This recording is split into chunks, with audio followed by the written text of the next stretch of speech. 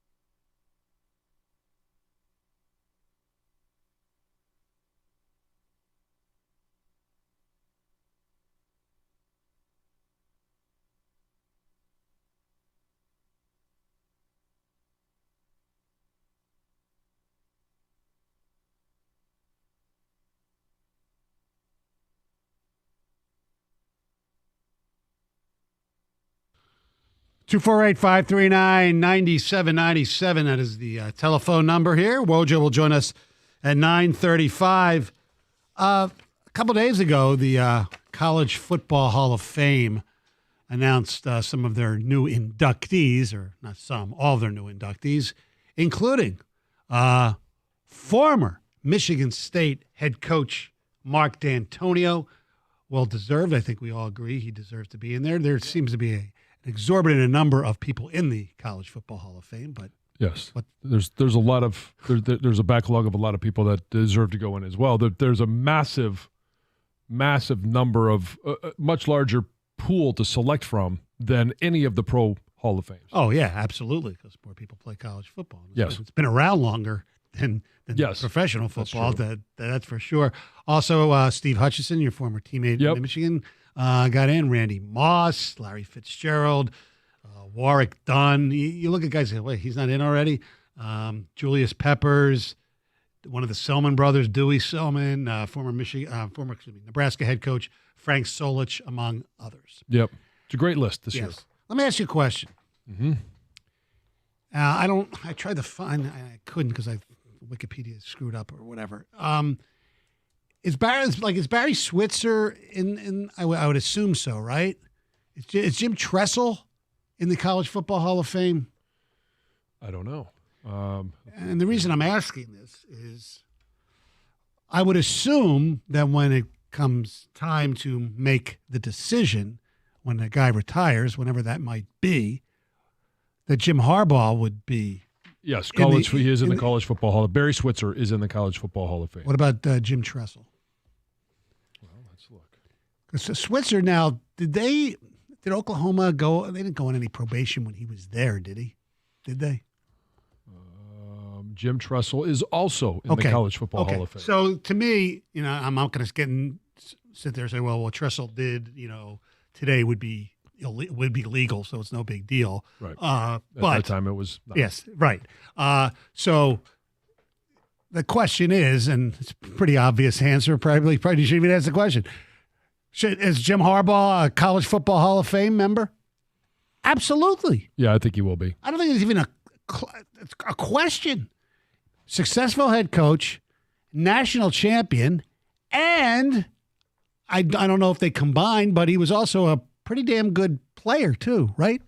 Yes, he was. Mm-hmm. Do you go in? You only go in as one, right? You don't go in as a coach or as a player. I don't know. I know the NBA is different, so I have no idea how they do it for the College Football Hall of Fame. I think it's just once. Yeah. And you could go in for either. Yeah. But he qualifies probably for both. Right. I mean, there are people out there who want to put an asterisk or whatever. That's fine. You be you, okay?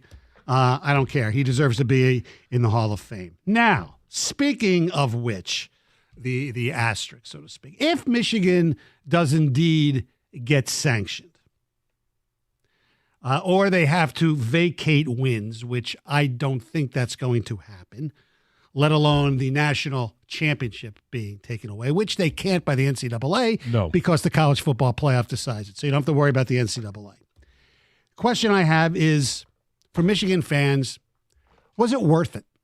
Was it worth it for you to have for lack of a better word, scandal to win the national championship? Well, whether you can look at, the violations during COVID recruiting, did he have, some people suggested the lunch in question was with J.J. McCarthy, and, so it had helped him come here, and he was your quarterback. So, and then the whole sign stealing thing. Was it worth it as a fan if there are going to be further sanctions, if wins are going to be vacated, whatever? It's all hypothetical, okay? To me as a fan, all right, damn right it was worth it. Because you can't take away the memory from me of watching them win a national championship. I don't care if they put an asterisk up. I don't care if they won't allow a banner to be raised wherever they raise the banners at Michigan, whether it's the Glick Fieldhouse or wherever. To me, it was worth it. I'm sure if you ask Louisville fans, okay, was it worth it for them to win the NCAA basketball championship, even though they had to take down the banner? I was actually in their Hall of Fame, and they actually still celebrate that national championship. They should. Yeah. Absolutely. So it's I mean, the NCAA can't come into your facilities and say, you have to take down these numbers, or you can't, put these pictures up, or this banner. So when Michigan took down the Fab Five banners, that was more of a public. That was a, and I still don't think that the NCAA could come in and say you have to take that banner down. No, I don't think they can either. Publicly. And I mean, I haven't been in. Right. I have been in the practice facility for basketball, but I haven't looked at if there's any banners or anything in there. The one that they have in Chrysler, it doesn't matter. No, because the one that they have at Schembechler is the one that is in Glick Fieldhouse, and nobody would even know if it was there. Right. The question is it worth it to have a national championship if, especially down the road like this year, let's say they have I'm not saying that they should, a bowl probation for a year, or they have to vacate wins or whatever. Was it worth it? For me as a fan, yes. But I don't have as much principle as John Jansen. I want to hear what he has to say coming up next. 97.1 The Ticket.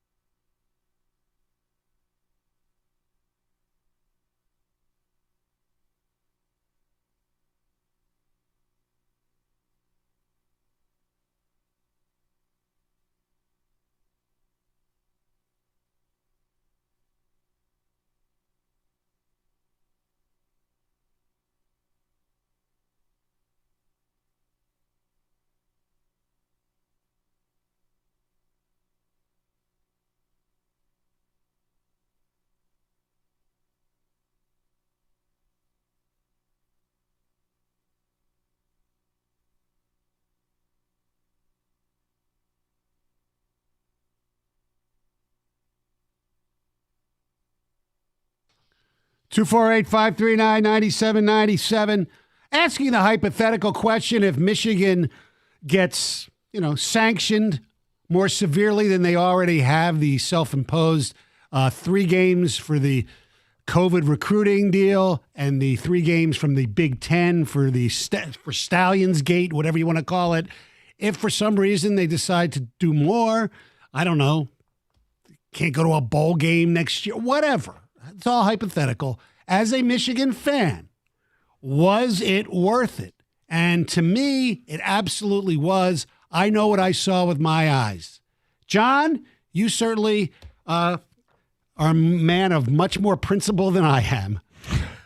Would it be? You're going to hate my answer. Hypothetically.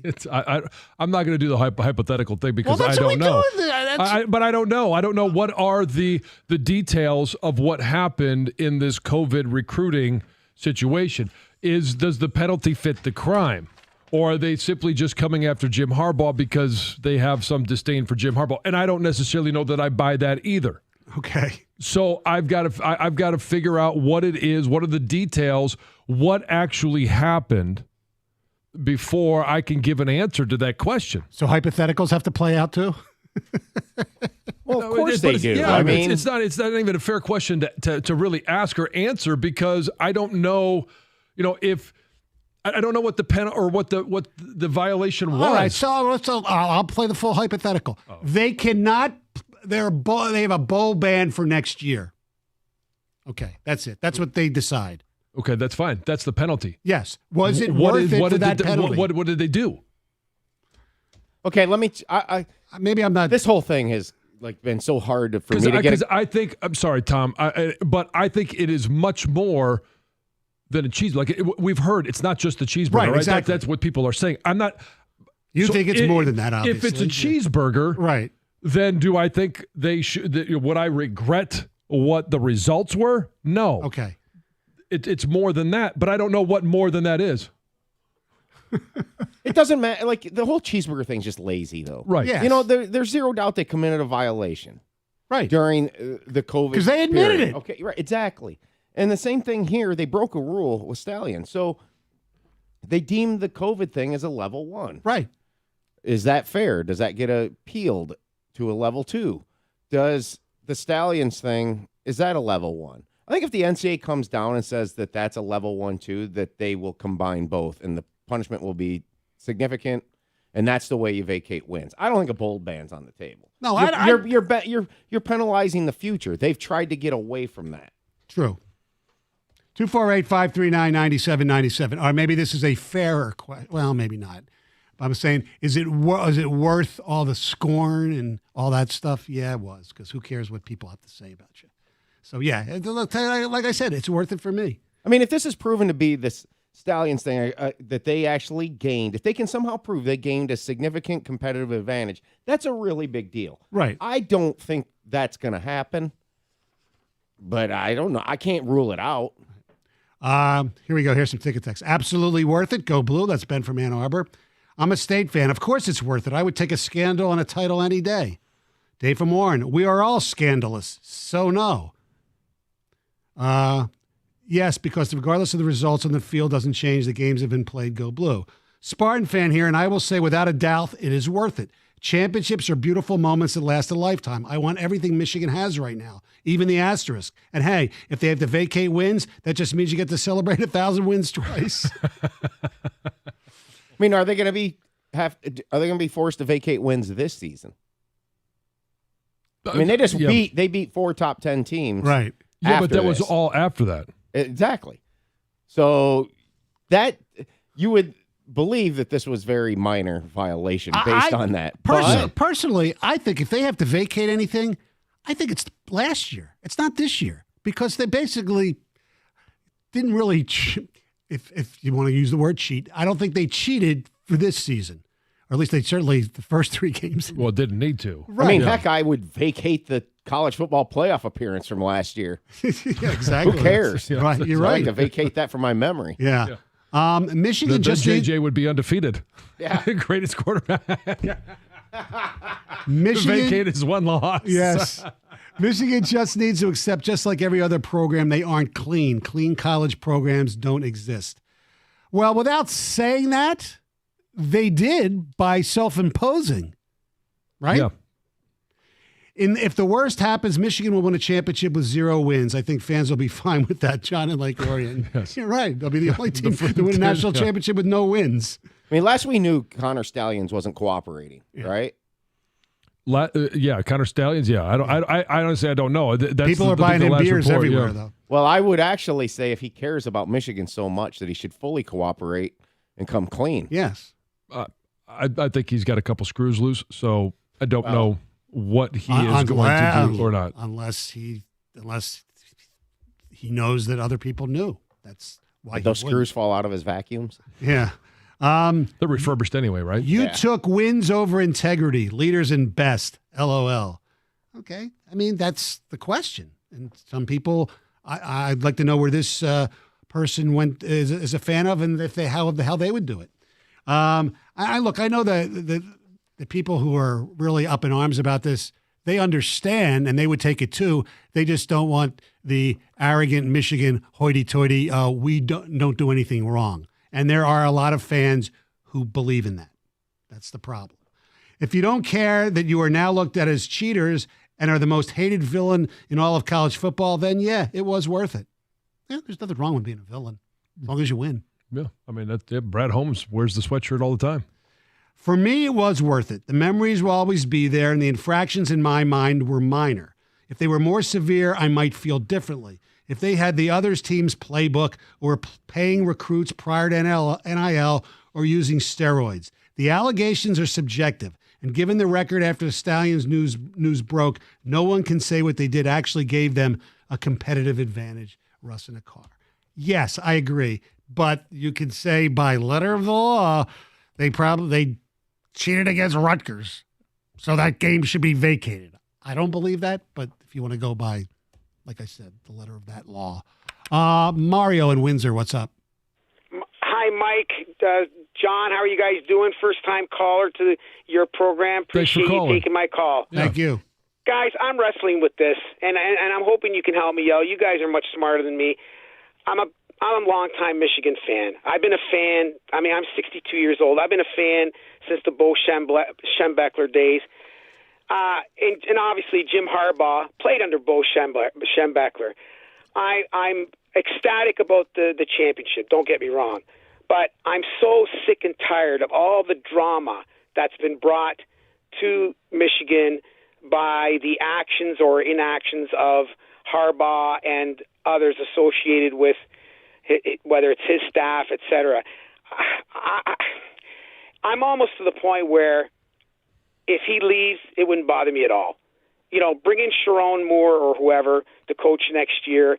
It's just there's so much drama, and you know, I feel bad for these players who, I mean, they only had him for what, 8 games? He was suspended for the other 6. 6. I mean, I'll defer to you guys. What do you guys think? Well, first of all, I think, you know, say what you want. Would you rather have drama or a national championship?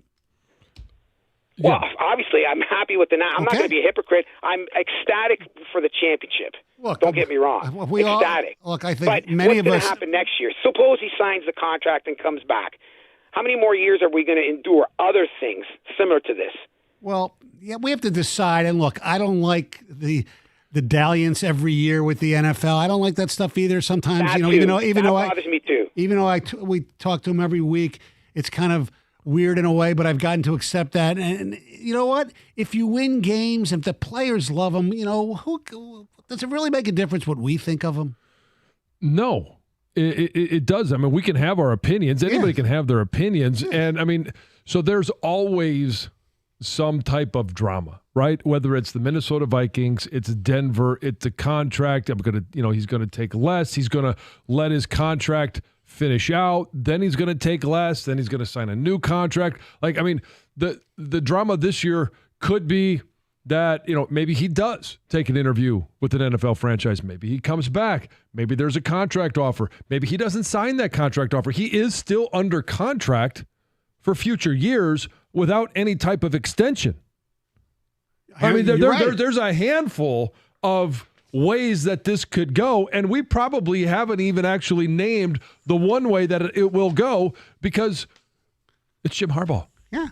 And he's going to do something unusual. It feels like. He always does. Some more ticket texts. Josiah from Lake Orion says, as a huge Michigan fan, no, it's not worth it. I would rather play real football and win it all rather than find a detour. Okay. Every big-time college program seems to have its scandals. It's how you deal with those scandals that tell us what kind of program you are. Michigan's self-imposing has tried to clean up its act. At Ohio State and the penalties they got, none for the tattoo gate problem they had. Find me a clean program, I'll call you a liar. If you're not cheating, you're not trying. Michigan cheated in the 2023 season. Why would it not affect the 2023 season? Do we really know that they actually cheated for the 2023 season? Well, Stallions was there at the beginning. He was on the sideline. Yeah, and I do But he was on the sideline at other games, reportedly, right, or pictured.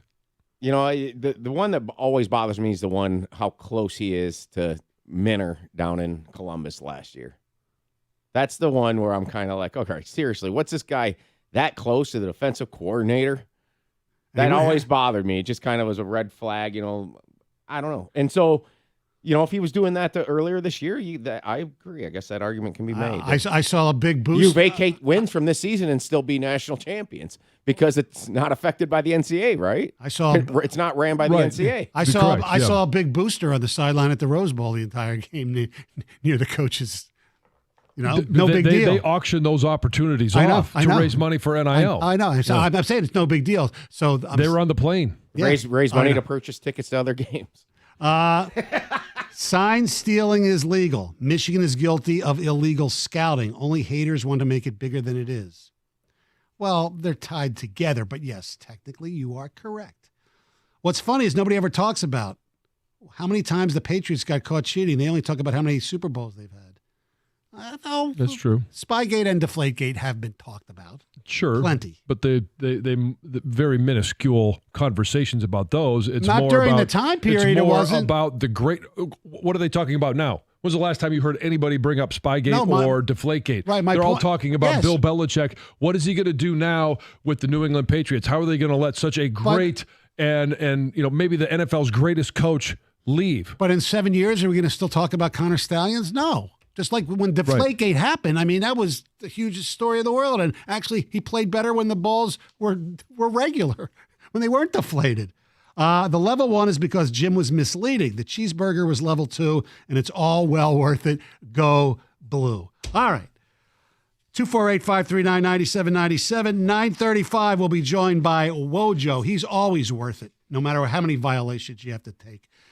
Planet Fitness is worth it as well. Get yourself in great shape. They have great deals going on right now, including the big fitness energy sale. Here's how it works. 24 cents down and just $10 a month. Your new year starts at Planet Fitness. Planet Fitness is not just good for getting yourself in shape physically, it helps you mentally. You feel better when you exercise, when you get in shape. I'm a cardio guy, love the elliptical. I also, the recumbent bike, which is actually for older people, and I am one of those. The treadmill is great. Weights occasionally. They do the 30-minute circuit.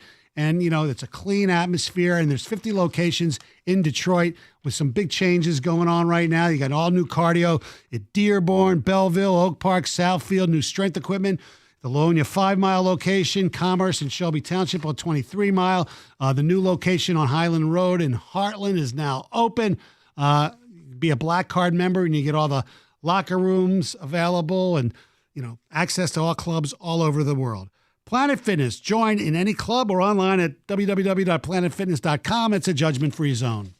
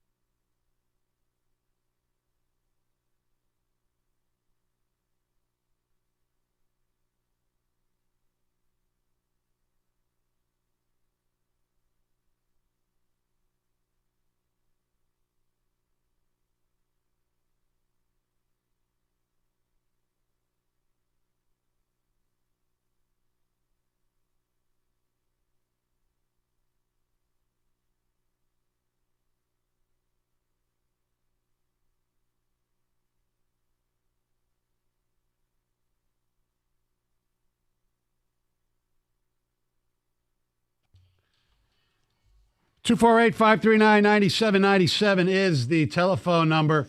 Do want to mention Victor Wembanyama is in town tonight with the Spurs, take on the Pistons, who lost last night in incredible fashion. Now, they lose a lot, as we know, and so it's not incredible that they lost, but the final score was 131-110. So that's a 21-point spread, right? Yeah, okay. So if you told me before the game, Pistons lost to Sacramento at home, no Cade Cunningham by 21 points. Sacramento, pretty good team, coming off a bad loss at home, a little motivated. I would have said, all right, that's pretty much expected. Yeah, par for the course. Yeah. However, this game was really weird. Sabonis, 37, Murray, 32, DeAndre Fox, 26, Malik Monk, 20. That comes to 115. Four players scored 115 of the Kings' 131 points. And it gets weirder after that.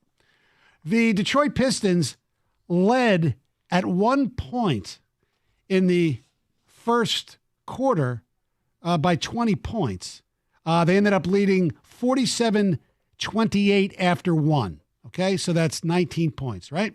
Mm-hmm. That's after the first quarter. 47 points. They shot lights out. Yep. At halftime, they trailed 68-65. So in the second quarter, the Pistons scored, 18 points, and they gave up 40. Towards the end of the second quarter, or midway through the early parts of the third quarter, the Pistons went 10 minutes and 42 seconds without scoring a field goal. They had a few free throws. Yeah. So they were losing by double digits or whatever. You think it's over. Little dry patch.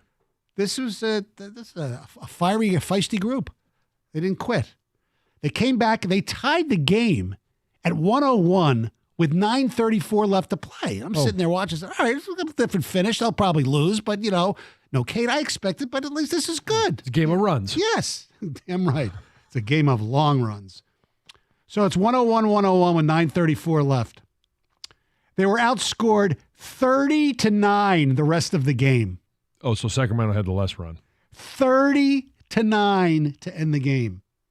By the way, one other note here. The Pistons are now history makers once again. They're the only team in the shot clock era to lead by 18 or more points after the first quarter and lose the game by 18 or more points. Unbelievable. A lot of history made this year. Oh, tons of history. Hopefully, and I'm seeing, little things that there might be interesting trades on the horizon. We'll see. Names like Royce O'Neal's involved. We'll see if anything happens. All right. There was another game in the NBA last night that was also very interesting. The Los Angeles Lakers, who have been struggling, defeated the Toronto Raptors 132-131.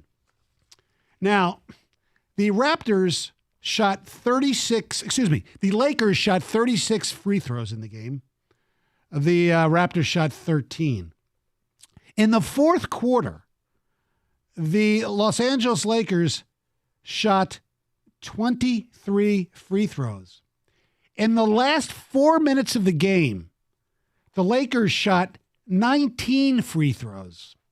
The Raptors shot 0. After the game, Raptors rookie head coach Darko Rajakovic was not exactly pleased.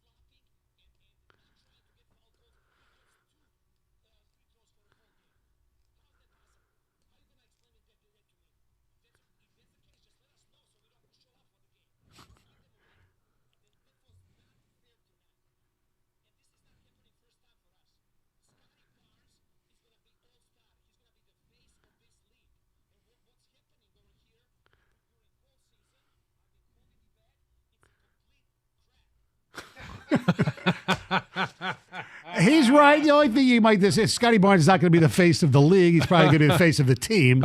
And he is, he was Rookie of the Year. He's a terrific player. You feel shame. And I did see some of the video clips, and there was a foul. I think it was on Siakam where he was setting a screen on Anthony Davis, and Davis looked like he flopped big time, and they called that. And it was when the Raptors hit a 3-pointer too, so they took it away. Good for the good Darko. That was awesome. Yeah, and I could listen to that on repeat, on loop all day. I know. We should put that with the guy from Slapshot. Yeah. Yes. You feel shame. You feel shame. You feel shame. Complete crap. Oh man. You know what? Look, all sports, particularly basketball and hockey, superstars get superstar calls. In baseball, superstars at the plate, their strike zones are a little smaller than others. Star pitchers, they're a little large. That's the way it is. But at the end of the game, 19-0. That's ridiculous. In terms of foul shots, right. or just opportunities at foul shots. Right. It's absurd. I mean, look. Believe me, it has nothing to do with the Pistons record. There have been a lot of games where Cade, down the stretch of games, takes it to the hole, and he gets, killed basically, and they don't call fouls because he's not a star yet. It's ridiculous. Well, teams get calls too. Yes, exactly. I think the Lakers get calls. Oh yeah, because of the Lakers. Right. Yep. Dallas Cowboys. I think the Spurs get calls because of Pop. Yeah. Dallas Cowboys. Oh yeah. I mean, it does. It is exactly the same. Flags get picked up 40 seconds after plays, and then they get dropped 40 seconds after plays. Yeah, Jerry's calling. Yeah. Hey, Jera. So okay. Darko Rajakovic, way to go. Way to stick up for your team. Done. And I'm sure his players love him for that. Oh, yeah. Maybe they'll chip in for the fine. Yes. Because that's going to be a hefty one. Maybe the NBA will say, listen, we'll be lenient. We'll fine you in Canadian dollars. Canadian dollars, yeah. Because there's no way they say, you know what? Yeah, you're right. I know. That's not going to happen. Although or maybe they don't fine him quite as much because there is some validity to what he's talking about. And there is some accountability. I saw, because the NBA, unlike the NFL, they release, it's called the last 2-minute report. Right. So they do criticize publicly. Right. They admitted that in I think it was the Pacers game the other night that I forget exactly who won, but there was a major mistake that led to a loss for a team. I think it was the Pacers. So they admit their mistakes. Unlike the NFL, which just says, we'll show a video that actually will make us look worse, but we'll pretend that it makes us look better. Yeah, and then Roger Goodell will come out and say our officiating has been better than it's ever been. Yeah, exactly. All right. Better than he's ever been. We'll be the judge of that. Wojo next, 97 on the ticket.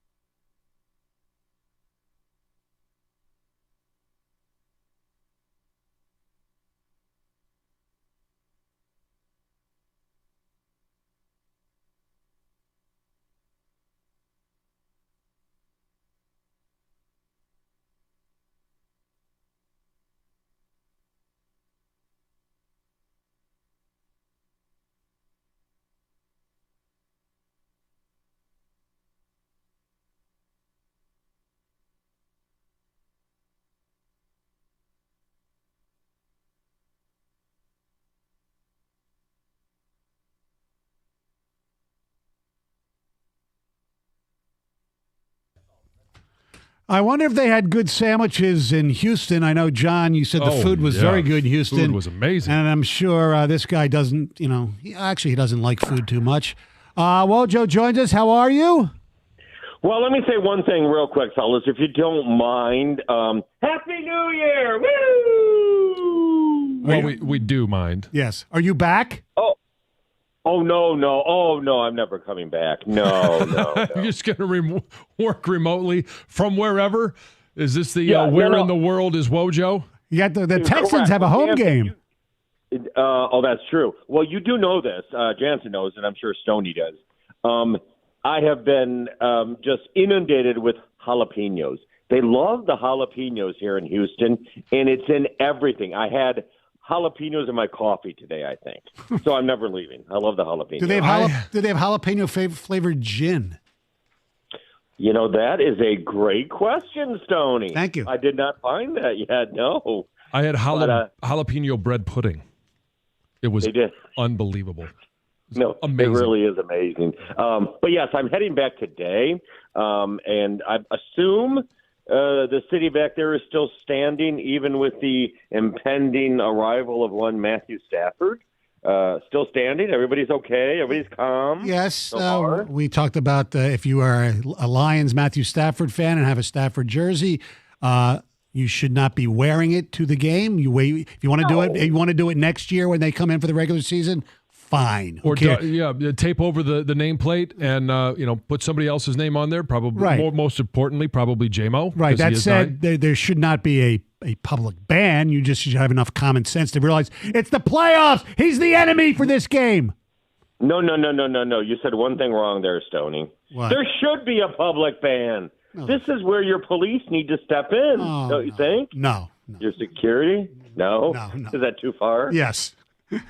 Yes, all it right. is. Although I don't honestly, do you think any true Lions fan would wear a Stafford jersey to the game Sunday? Not over the age of 10. 13. He was, right? Yeah. Well, we had one that was 10, and so 11, 12. I would say that Jack turned 13 today, and I would think he would be aware enough not to wear. I mean, yesterday, no, at 12. Today, yes, at 13. Yeah. Aware enough not to wear a Stafford jersey. If you let your kid do it, like one of our callers, I just said it was bad parenting.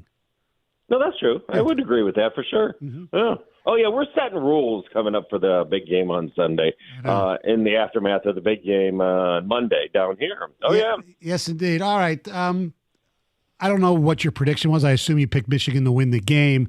Were you at all surprised the way the game played out? I was surprised they won by that much, and it was playing out exactly as I thought early on.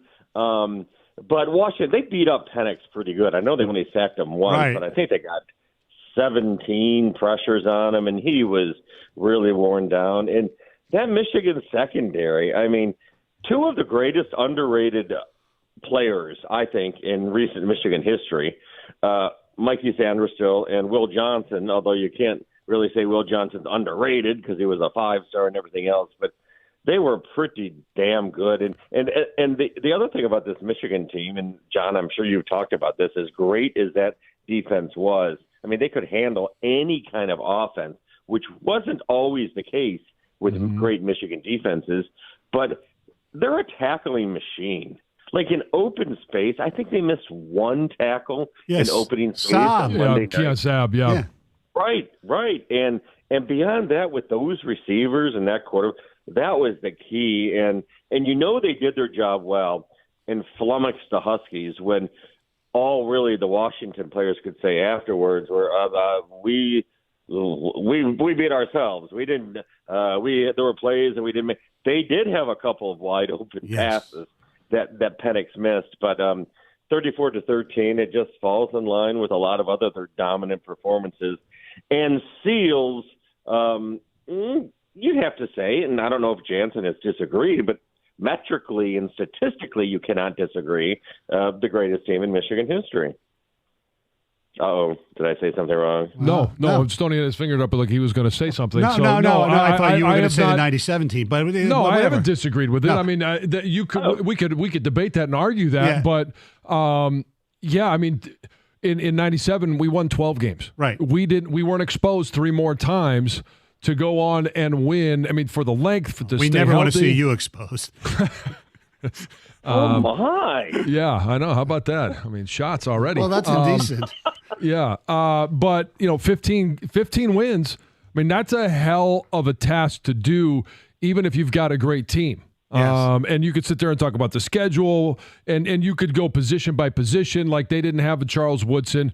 I would take our offensive line, myself excluded. You had 3 first-rounders on that, and it just so you go back and forth. But it's really hard to argue that's not the greatest team in the history of Michigan football. Right, and as in this week, as we have said before, as the schedule was early on, the first even half of the season.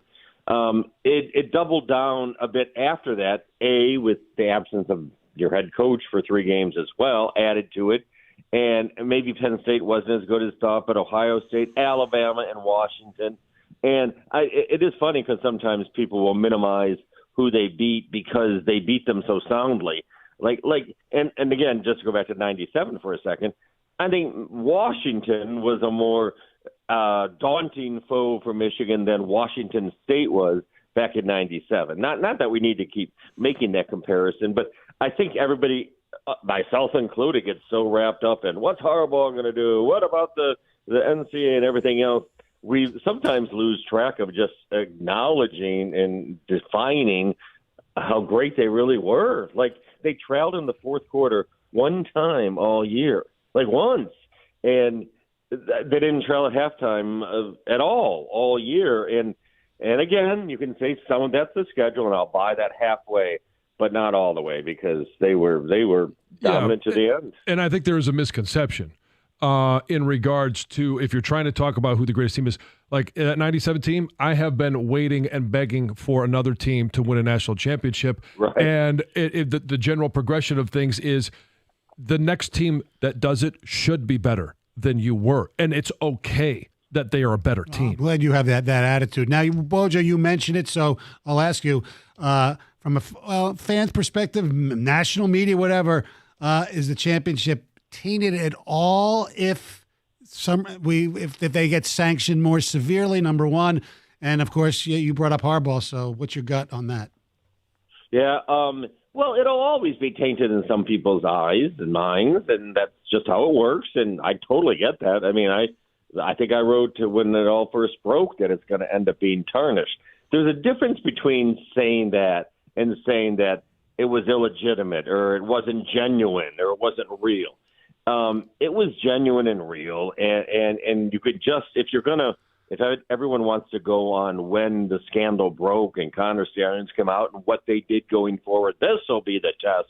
We'll see. They were just as dominant in a different way. They didn't play the easiest opponents to roll up big scores, but they rolled up a big score in the championship game. So feel free, and everybody can, and then some will say it's tarnished. I don't think it's parsing words here. I don't think it's tainted as if it wasn't achieved on the field in a rightful manner. And I don't think it'll be asterisked in any way. I don't think the vacating of stuff really is on the table as we stand now. I don't think that's an issue. It's just going to be how people view them overall. And as time goes on, these things people generally look at the record book and the accomplishments and say, that's it. It won't be forgotten what happened, but I don't think this is a ill-gotten championship in any way, shape, or form. No, and from a former player's perspective, there's a lot of text going around between former players and trying to describe what this team was. And one of them that I thought was kind of spot on is one of the most resilient group of kids in the history of intercollegiate athletics simply refused to let adults F up their dream. No, that is a great point. In talking to the players after the game and talking to Donovan Edwards and Blake Corum, and they weren't even like defiant necessarily or defensive. They were like, it just didn't really affect us because Harbaugh wouldn't let it, and he wouldn't let it in the building. And he did come out after the victory and say, he finally did stand up and say, we weren't bothered or affected because I know we're innocent. And he's talking about the sign stealing thing. We don't know about the other stuff. But the player, it did not affect them in that regard. They were insulated to a certain degree. Obviously, they knew what was going on. But they knew that Harbaugh was standing up for them. And they honestly, I think by the end, they almost kind of laughed about how many questions they were asked and how many times they had to say, I never saw evidence. I'm not even sure how this, was supposed to affect us. So the players deserve all the credit. I mean, obviously the coaches too, but for withstanding whatever was going on, the players were really, you're right, resilient and remarkable group. Speaking of coaching, gut feeling, stay or go? One of those two for sure. Thanks. I've gone back and forth. You hear the things, and the Chargers are going to come after him, and okay, so he's going. But then you watch and the emotions after the game, you got to be careful not to be a prisoner of the moment. So emotional with his dad and his family. And then I saw the clips from Ann Arbor last night when he's out in the practice running and high-fiving all the fans, and everybody's cheering. Ultimately, and it would take a hell of an offer by somebody, I think, to take him. But a year ago, the Broncos reportedly made a hell of an offer, and he didn't take it, but that was with unfinished business. Here's the one thing I'll say. The whole, he's at the mountaintop. What else is there to accomplish? I heard people say, of course he's gone. What else? Do people say that after every championship I don't know, Nick Saban keeps coming back, and every great coach that wins something doesn't necessarily move on to something else because I'm bored here, I want a championship. So I don't buy that part of it. I do buy that he would like to perhaps escape the NCAA mess. All of that said, because I am coming to an answer, believe it or not, I am. I think. Yeah, I am. As it stands right now, not knowing what type of money is out there for the NFL or who wants, right now, I would say in his mind he's leaning towards staying. And I do think a lot of that is the aftermath. And like I said, the emotions of family and his team and stuff. And they're still going to have a lot of good players coming back. They'll lose a lot of good players, obviously. But he's 60. I know the Super Bowl thing, but does he want to go somewhere else and start over where he might not be able to get the complete control that he's had for 9 years? And maybe that would be a sticking point for him in the NFL. So as it stands right now, I think if you asked him honestly and he answered honestly, he would say, I think I'm going to stay. All right, final thing. I think fine. Should we really be worried severely of what's going to happen Sunday night? Yes. No. Yes. Yes. What? I want to say no from a football standpoint because they should beat the Rams. But I want to say yes because if that thing happens where the other team and the other team's quarterback leads a late touchdown drive, and it would be so much worse. I know. So that should add to the angst. That said, the Lions should win the game, and it would do a great job of, quote-unquote, exercising the demons. But you're allowed to let your entrails gurgle a little bit. Your entrails gurgle. I know. By the way, Woj, before we let you go, we're changing his name to Jansen Damas. He had the score at 42-21, which is the exact same point differential. Yep. Wow. Yes. So can I share the Damas title with you? The Wojo Damas. Can I share it with you as Jansen Damas? Officially, we will announce that John Jansen is a Damas in training. A dit. Yes. You're a dit. Forget about bet. Yes. Dit. All right, Woj. Have a safe return home. We'll see you on Sunday at Ford Field. Big game. Woohoo! Wojo. Wednesdays with Wojo here on 97.1 The Ticket. Hey, we're in the prime of the football season, so why not dive into the best pool in history? That's Stadium Swim, and it's located at Circa Resort and Casino. Catch all the biggest games at a viewing experience built for sports fans. Chill in one of the 6 pools on 3 different levels for the perfect view of the massive 40-foot-tall high-definition screen. Stadium Swim. It's America's favorite place to watch football. You got swim-up bars, Insta-ready selfie walls, and one nonstop football party every single game. So score your perfect game day spot with cozy day beds, private cabanas, or grab a lounge at the center of the action. Reserve your place today. It's 365 days of sports poolside, located at Circa Resort and Casino in downtown Las Vegas on Fremont Street. Stadium Swim, all sports, all seasons. Book your spot today at circalasvegas.com.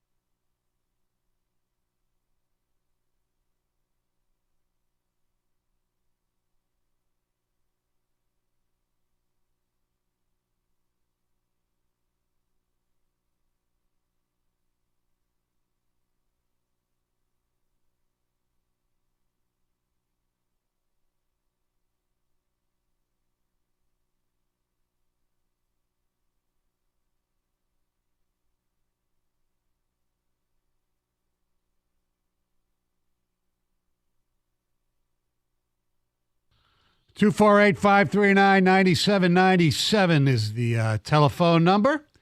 The Pistons will be taking on the San Antonio Spurs tonight. Wemby. Exactly. Wemby. Your first chance to see Victor Wembanyama. And if you're looking for tickets, there are plenty available. I'm sure it'll be somewhat. I mean, I'm looking at the Upper Bowl tickets, which are, like we talked about before, Upper Bowl tickets are not that expensive. I see things from like $27. You are up high. Lower bowl seats on Ticketmaster, this is obviously before fees, go up to, $45 behind the baskets to, between the 180 around is the average, between the baselines. 180 in the middle? I take it. Well, not even, like on Florida, somewhat. But like near the not basket. On the ends. Yeah, exactly. So, and you have Connor McDavid coming to Little Caesars Arena tomorrow with the Edmonton Oilers. He's obviously not a rookie. He is arguably the best player in the National Hockey League. And it's always a treat to watch him play because he's so freaking fast, and him and Draisaitl, they're really good. You get a chance to see the one, the only Ken Holland in the building. And they've gotten off to a horrible start. Now they're playing obviously much, much better. But tonight it's a chance to see Wemby. And for me, the few times that I've watched him play, he obviously looks like he's going to be special. He's not there yet, obviously. He's a rookie. He's had some really good games. What is he, 19? Yeah. But as my buddy probably still growing on Restore the Floor, Evan Jenkins says, just take the over and block shots for him, and you usually win in player props. And also against the Pistons, you always take their the other team's high score, and they usually go over that total as well. Anyway, that said, you have a chance to see his first game in Detroit, but more importantly, every time I see him play, John, it just pisses me off. Wemby? Yeah. Just because we lost the lottery? Yes. They did everything correctly. Unfortunately, they had a Cade injury last year that set the team even back further, so they only won 17 games. They were in the best possible position to get him, even though the bottom three basically have the same chance. So you could say, well, if we would have been third, like San Antonio, I think, and they got him, whatever. They did everything the right way, and they didn't get him. So, yeah, it's going to be fun down there tonight to watch him. I know it's like, believe it or not, it's French Appreciation Night, so people have France in their veins, whatever. I'm sure there's going to be some kind of ceremony. Anyway, whatever. Can we get the hockey French call? Le Canadien bout numéro 10, Guy Lafleur, allié numéro 2, Jacques Laperrière, et numéro 3, Jean-Claude Tremblay. Erley bout 3 minutes et... Stop saying toi. Okay. Erley bout... Love it when he does that. 5 minutes. It's going back to the 70s. Oh, yeah. J.C. Tremblay. Well, I mean, they still speak that language now. Yeah, I know, but those are the big French names that they have. It's not as much fun as say Le Canadien bout numéro, I forget his number, Cole Caulfield. It's not as funny, Yes. Anyway. Well done. So, Gator. Keith Brown. Yes. Carey Price. Did you watch the Pistons at all last night? I did. Yeah. I watched. I flipped them on late in the first quarter when they had a. Did I see a 19-point lead? Well, they led it. They led after 1 by 19. Yeah. At one point, it was 20. Before that, So I saw it was 19. Flipped around, and when I came back to it, it was just before halftime, and they were down 5. I think 68-63 or something. I'm like, are you kidding me? How does that happen? Because it's the Pistons, and that's how it happens. I mean, I know part of it's the NBA. No lead is safe in the NBA. But, I mean, you score 47 points in the first quarter, and then you score 63 in the next 3 quarters. Yeah, that's one of the stats I didn't mention. Doug is here. He loves the stat of the day. Yeah. They went 10-42 without a basket. They come back to tie it at 10-42. Yeah, they come back to tie it though at 101. It's oh my God, right? No, I saw that. And then they were outscored. There was 9:34 left. They were outscored 30-9 the rest of the game. The Kings had 131 points. 4 Kings combined for 115 of them. 4 players. It really was. Is that the stat of the day? No. But here it here is the stat of the day. The Pistons are now the only team in the shot clock era to lead by 18 or more points after 1 and lose the game by 18 or more points. Hilarious. That is the stat of the day. I love the joy that Doug gets out of that. I know. I mean, what do you say about it? It's just it's so unbelievable. No words we can use now. We can't even use unbelievable anymore. I mean, you can, I guess, because we have seen this. This is. It just feels like this happens all too often. But does Wemby get his career high tonight? There was it a 26-4 run to end the first half? Yeah. And then what was that run you said? 30-9 after it was tied at 101. I guess I can't say unbelievable. You're right. I know everything this team does. Incredible. Exactly. You feel shame. I don't know if you heard the Toronto coach after the game. All slap shot? He went slap shot. He went full slap shot. It's epic. It's great. All right. What do you guys got going today? Well, back and getting healthier and catching up on sleep. Shaving, too. And I did shave today. And we got a playoff game to lean into the rest of the week. It's right from one thing to the next. I know. It's great. That's what sports radio was made for. Thank you very much, Michigan. Thank you very much, Lions. 97 won the ticket.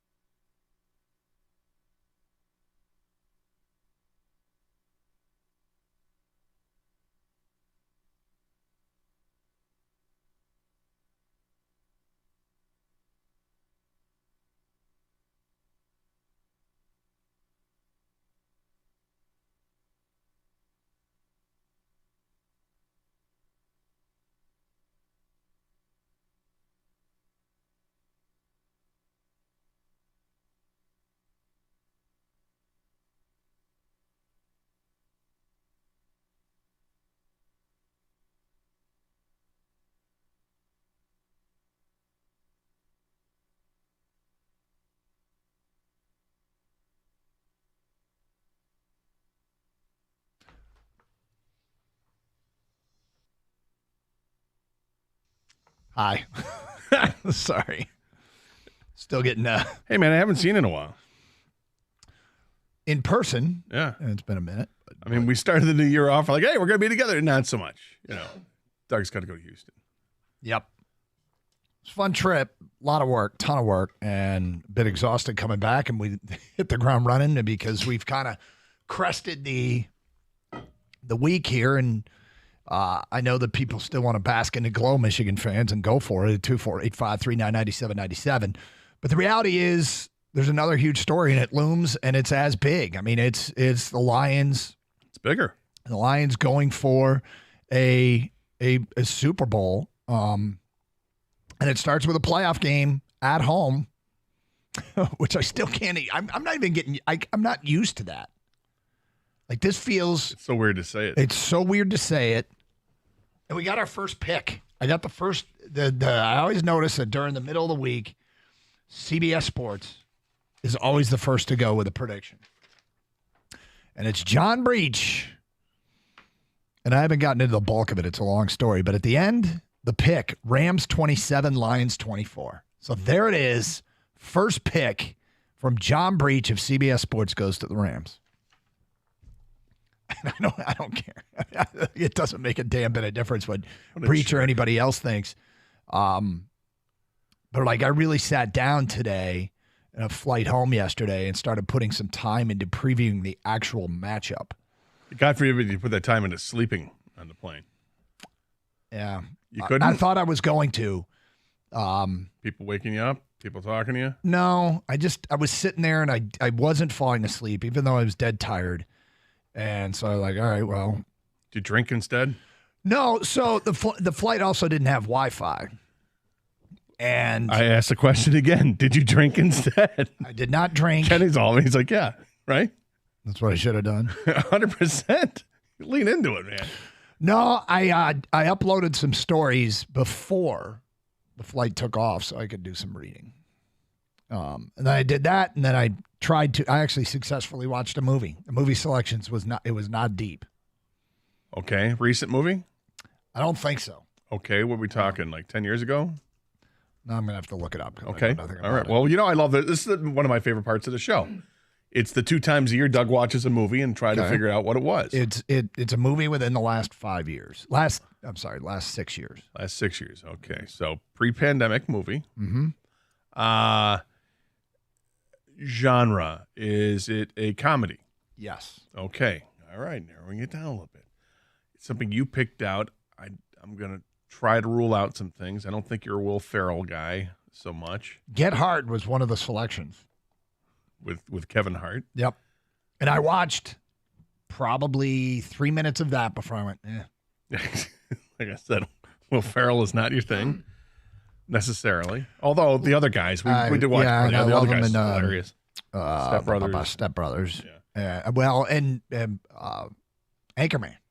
Freaking love Anchorman. Yeah, the first one's great. The second one is unwatchable. Was the lead actor male or female? I would say there was a lead. But one of each. Okay. Yeah. All right. It's a little shtick there going back and forth. Was this a cop movie? No. Okay.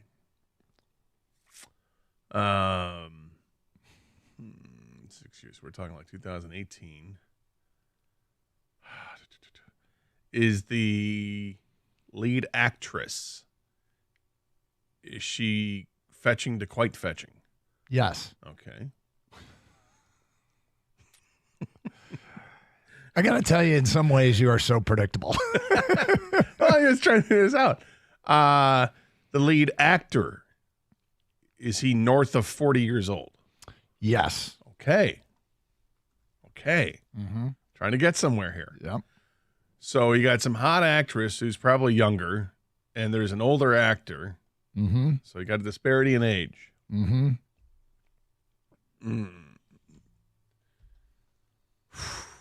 You didn't watch Bad Grandpa. No. That's a funny movie if you get the unrated version.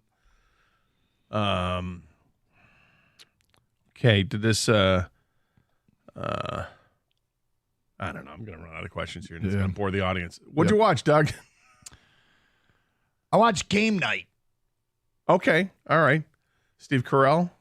No. Not Steve Carell. Who's Game Night? Game Night is who is that? I know that do you want me to tell you? Yeah. Yeah, it's Jason Bateman and Rachel McAdams. Wow, that was not what I expected. Yeah, and I basically selected Kate it. McKinnon is in my head right now. I selected because I love Jason Bateman in Ozark, and I'm like, all right, well, let me check this out. And I mean, it was funny, it was silly, it was ridiculous, but I was entertained-ish. And when I ran out of stuff to read on the Lions and the Rams, I watched the movie. And you watched the whole thing? Watched the whole thing. That is the most surprising thing of all. Yep. That one kept your interest. Yeah, it did.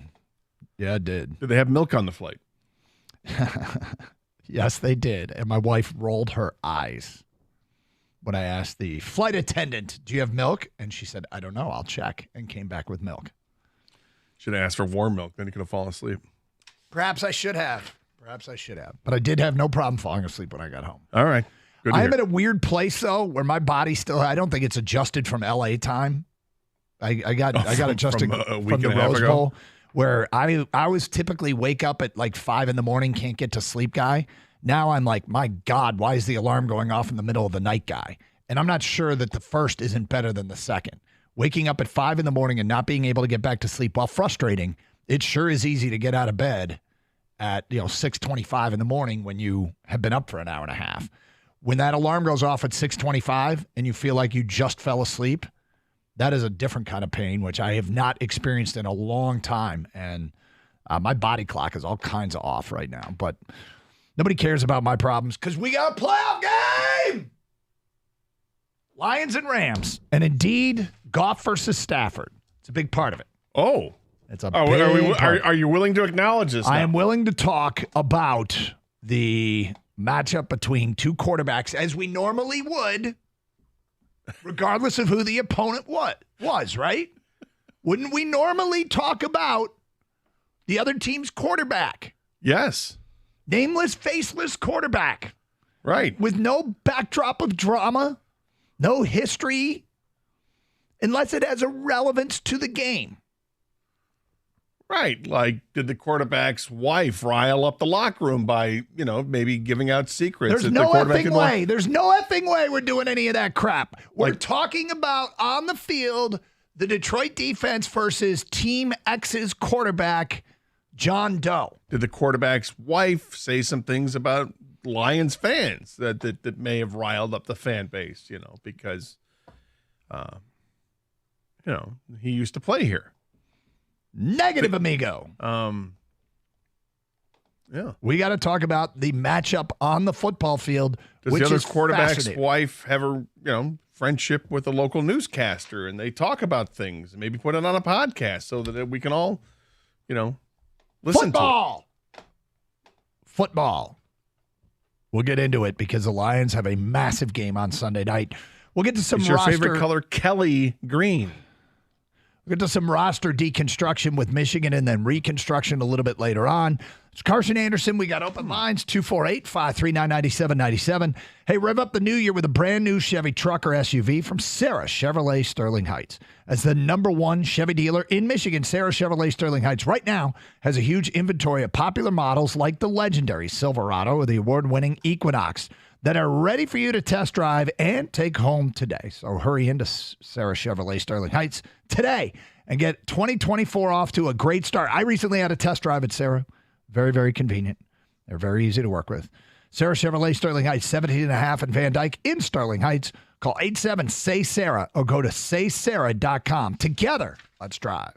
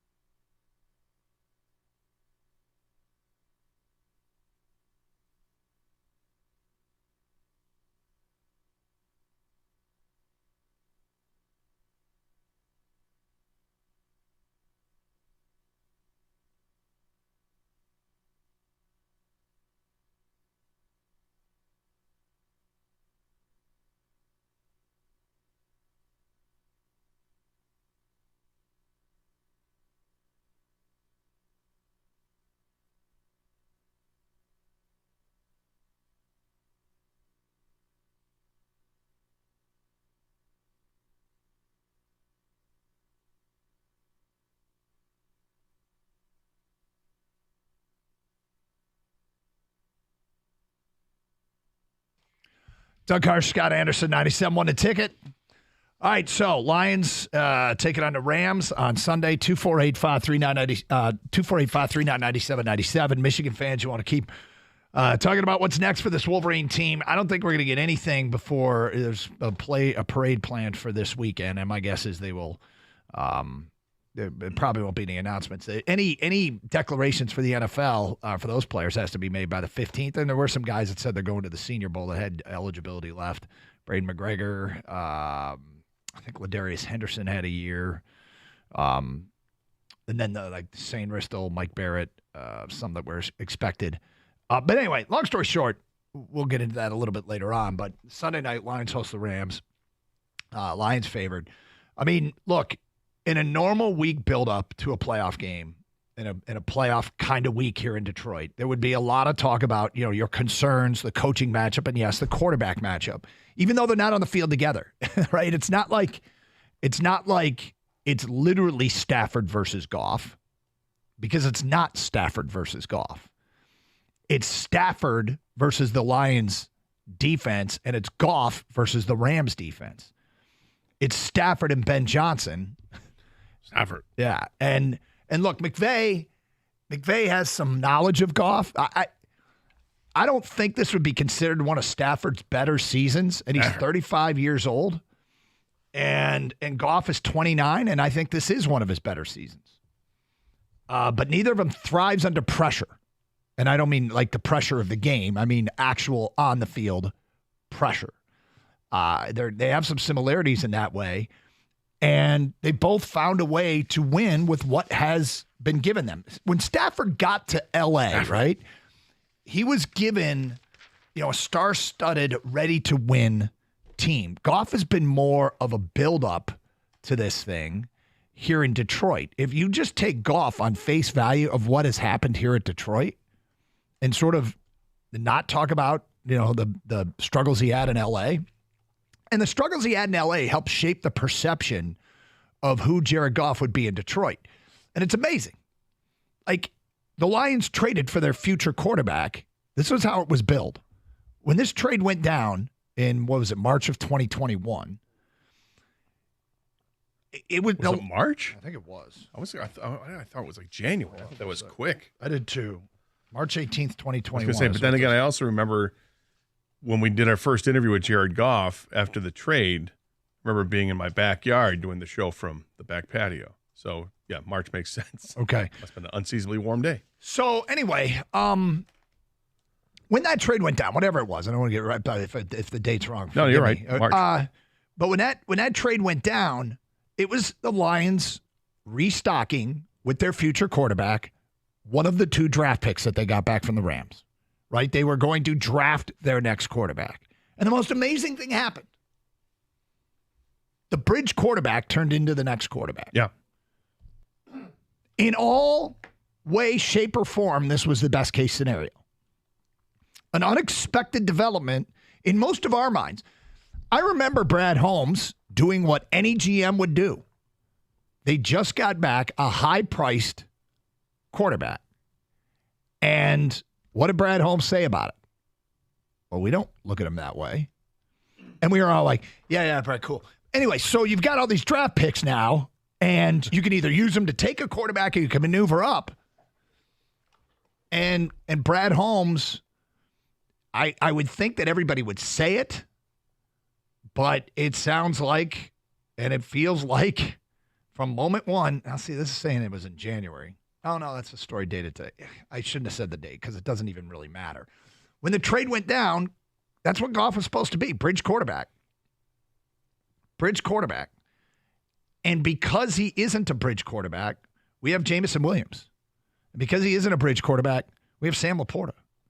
And because he isn't a bridge quarterback, we have Jahmyr Gibbs. Because he isn't a bridge quarterback, we have Jack Campbell. Like, you start thinking about the players that were selected because he wasn't a bridge quarterback. And this is honestly worked out, I don't want to say beyond our wildest dreams, but way better than we could have expected because, A, they checked the box kind of as a bonus, but it's like, the quarterback. But the B is Holmes then went out and crushed it with these picks. Yeah, that's the thing is that we've been we're still allowed to dream because the dream isn't over. Whether it's beyond our wildest dreams, you can't say it because it's still ongoing. Yep. Both quarterbacks in their third year really took off. Stafford in his third year, he got hurt his second year, and you're talking about in Detroit or in LA? In Detroit. Oh, okay. Well, in both Detroit and LA, because you look at Stafford his third year, that's when he threw for the 5,000 yards, the 41 touchdowns. It was amazing, and they made the playoffs and got smoked by New Orleans or whatever, right? Jared Goff, his third year, he took the Rams to the Super Bowl. They didn't win, and then you look at what's happened here. In the meantime, it's kind of a flip. Stafford wins immediately. Goff does not. Yep. But Goff is experiencing what Stafford experienced in Detroit, and that is getting on the ground level. Stafford took over a winless team, first winless team in NFL history. So he was ground level. 3 years later, playoff team.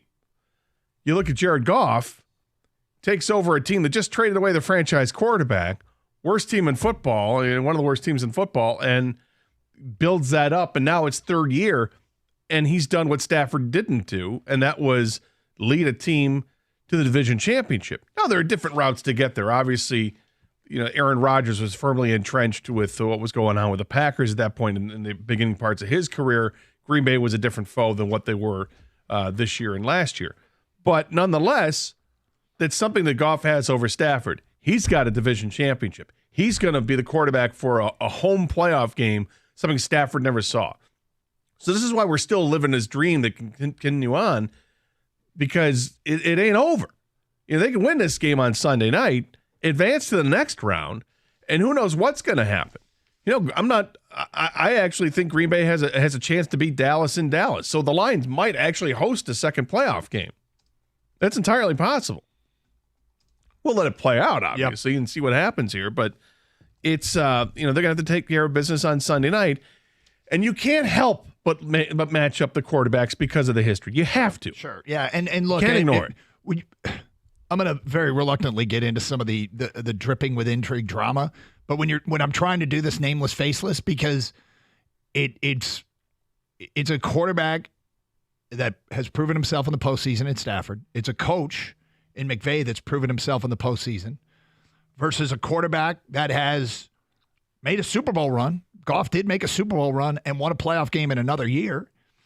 And maybe the bigger variable here is what's playoff Dan Campbell, right? I mean, the Goff, Stafford, McVay, like these critical pieces, the quarterbacks, and one of the coaches has won in the postseason. The other coach, this is his first rodeo, right? In Dan Campbell. Now, as assistant coach, he was in New Orleans, where they played 5 playoff games, won 2 of them. He was an assistant. I don't know that it matters all that much, playoff, not playoff, as far as his experience, because knowing him, it's just another football game for Campbell. Yeah, it's just you prepare the same, you do everything that you can to get your team to play at their best. Here's where it matters. The quarterback. Our quarterback not only has playoff experience, he's got Super Bowl playing experience. Mm-hmm. He's got tons of experience. He's been to the playoffs multiple years. He's advanced in the playoffs multiple years. This guy's got it all. And then you look at the coaching staff, and the coaching staff's got a ton of experience. They've got veterans on this team, very few veterans, but those that they have that are veterans have that experience too. C.J. Gardner-Johnson has experience playing in the Super Bowl. You look at Alex Anzalone coming from New Orleans. There's plenty of experience there. I'm okay with this. I think the Lions have lots of edges in this game, and you're looking for motivating factors, and they are through the roof for the Lions. They have every reason to be motivated for this. Number one is I think that this team wants to. They're loving just burying SOL. They've done it from day one. They've tried to bury it all, even when it kind of pops up. They stomp on it. Say, it's not on our watch. It's not happening. I think they love doing that. They play for each other with that. But they're also acknowledging, and I think they truly understand what it means to Detroit and Metro Detroit in the state of Michigan to have a winning football team. They understand it. They know how desperate this team is for it. Dan Campbell knows how desperate it is because he played here. He was here through the worst. These guys know, man, and I think that matters. And Sunday night, the atmosphere at Ford Field is going to be ridiculous. 248-539-9797. We'll get to your phone calls and feedback anywhere you want to take it because we have open lines. It's Carson Anderson, 97.1 The Ticket.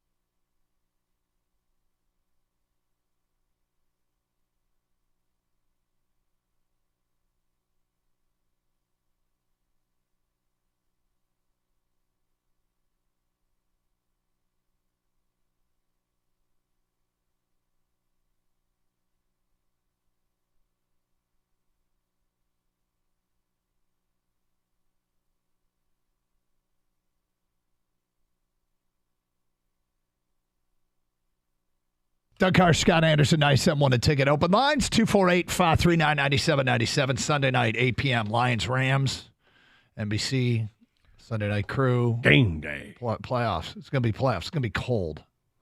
Oh, yeah. Well, outside. Outside. Yeah. Yep. Doug, they play inside at Ford Field. I know, but I was wondering if that's going to impact the crowd in any way. I think it does. I think because there's a cutback on the tailgating, and hence a more sober crowd makes its way into.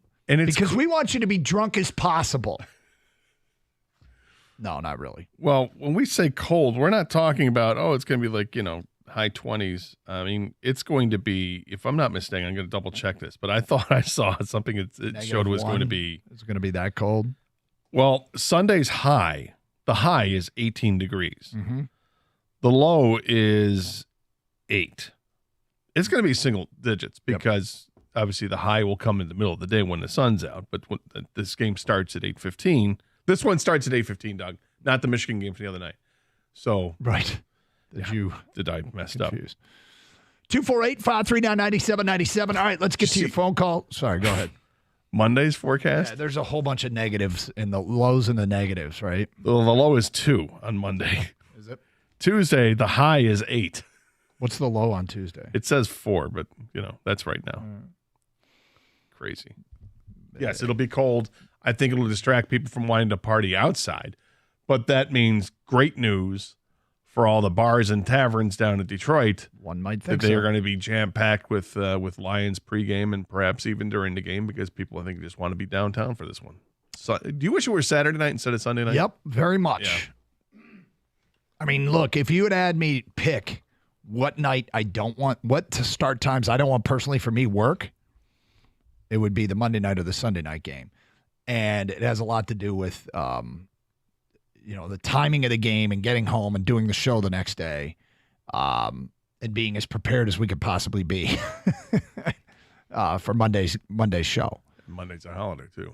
And we're going to be preparing for whoever the Lions play next, right? Hopefully. 248-539-9797. Let's go to Sean. You're on 97 on the ticket. Hi, Sean. Boys, nothing is going to stop Detroiters from partying for this game. I promise you that. Yeah, right? it might change how we do it. It might change where we do it, but you're right. I mean, this is going to be absolutely madness, right? But I think if I'm going to boil this game down to its very simplest reason why it's going to go one way or the other, it's very clear for me. Are we going to get good golf or bad golf? And that's it. If we get good golf, we win the game. If we get bad golf, we're in bad trouble, right? That's what I think. Well, they're playing at home, so the odds favor great golf, not just good, but great. I saw something today, and I guess I didn't bother to go through and check if it was true, but it was written in the mainstream media that Goff's mistakes have come in waves. Came against the Bears. Goff's turnovers have come in waves. He's had 8 in his last 7 weeks, and all 8 confined to 3 games. Yes. So fumbles and interceptions. I think all 8 came in 3 games. And what was the important factor in those games?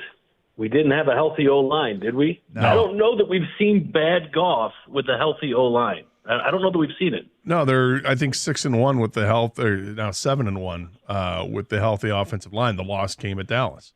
At home, let's put that in quotes. The loss. Right, yeah, of course, we all know that. Yeah. The home splits for Jared Goff this year. He completes 70% of his passes at home. He's got 19 touchdowns to 6 interceptions. His quarterback rating is 107.9.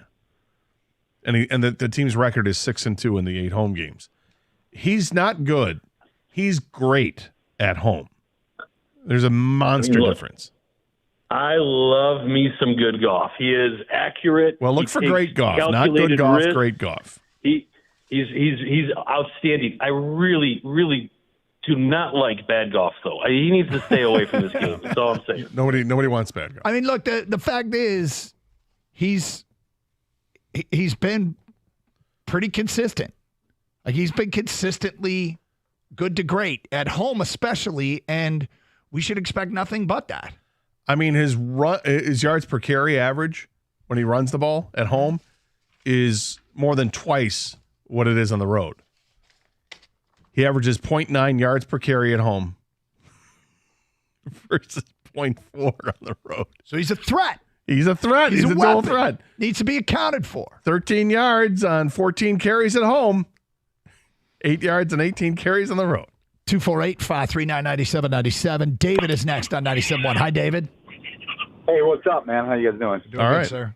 Hey, that's good. Yeah, what a week, man. With Michigan, now we got the Lions. It's like we're in this surreal situation in Michigan. It's not even. I feel like we're in a different place or something. Look, I mean, I got to tell you, given everything that we have been through of late, it's been great, and I get it. We circle back and. For Michigan State fans, I hope they can, get what they want out of this basketball team. But the bottom line is, I'd like to think that we've reached some sort of light at the end of the tunnel, and it will really, really be a bright light with a win on Sunday night. It definitely would. And with us trying to get rid of that SOL, man, here's the thing that is concerning to me that I hope we aren't still a little cursed, man, with the situation because Stafford has prevented us from winning that playoff game. And I hope that, ironically, that we can end that hammer with him being back here and just get him out of the situation for us. Well, they can. I mean? They absolutely can. Look, this is a team that plays awfully well at home. I just went over to splits of how great Jared Goff is playing at home. Jared Goff playing on just turf surfaces as opposed to grass, because some of those road games are on artificial turf. He's been outstanding there as well. All that favors the Lions, right? The Lions have more motivation than the Rams to win this game.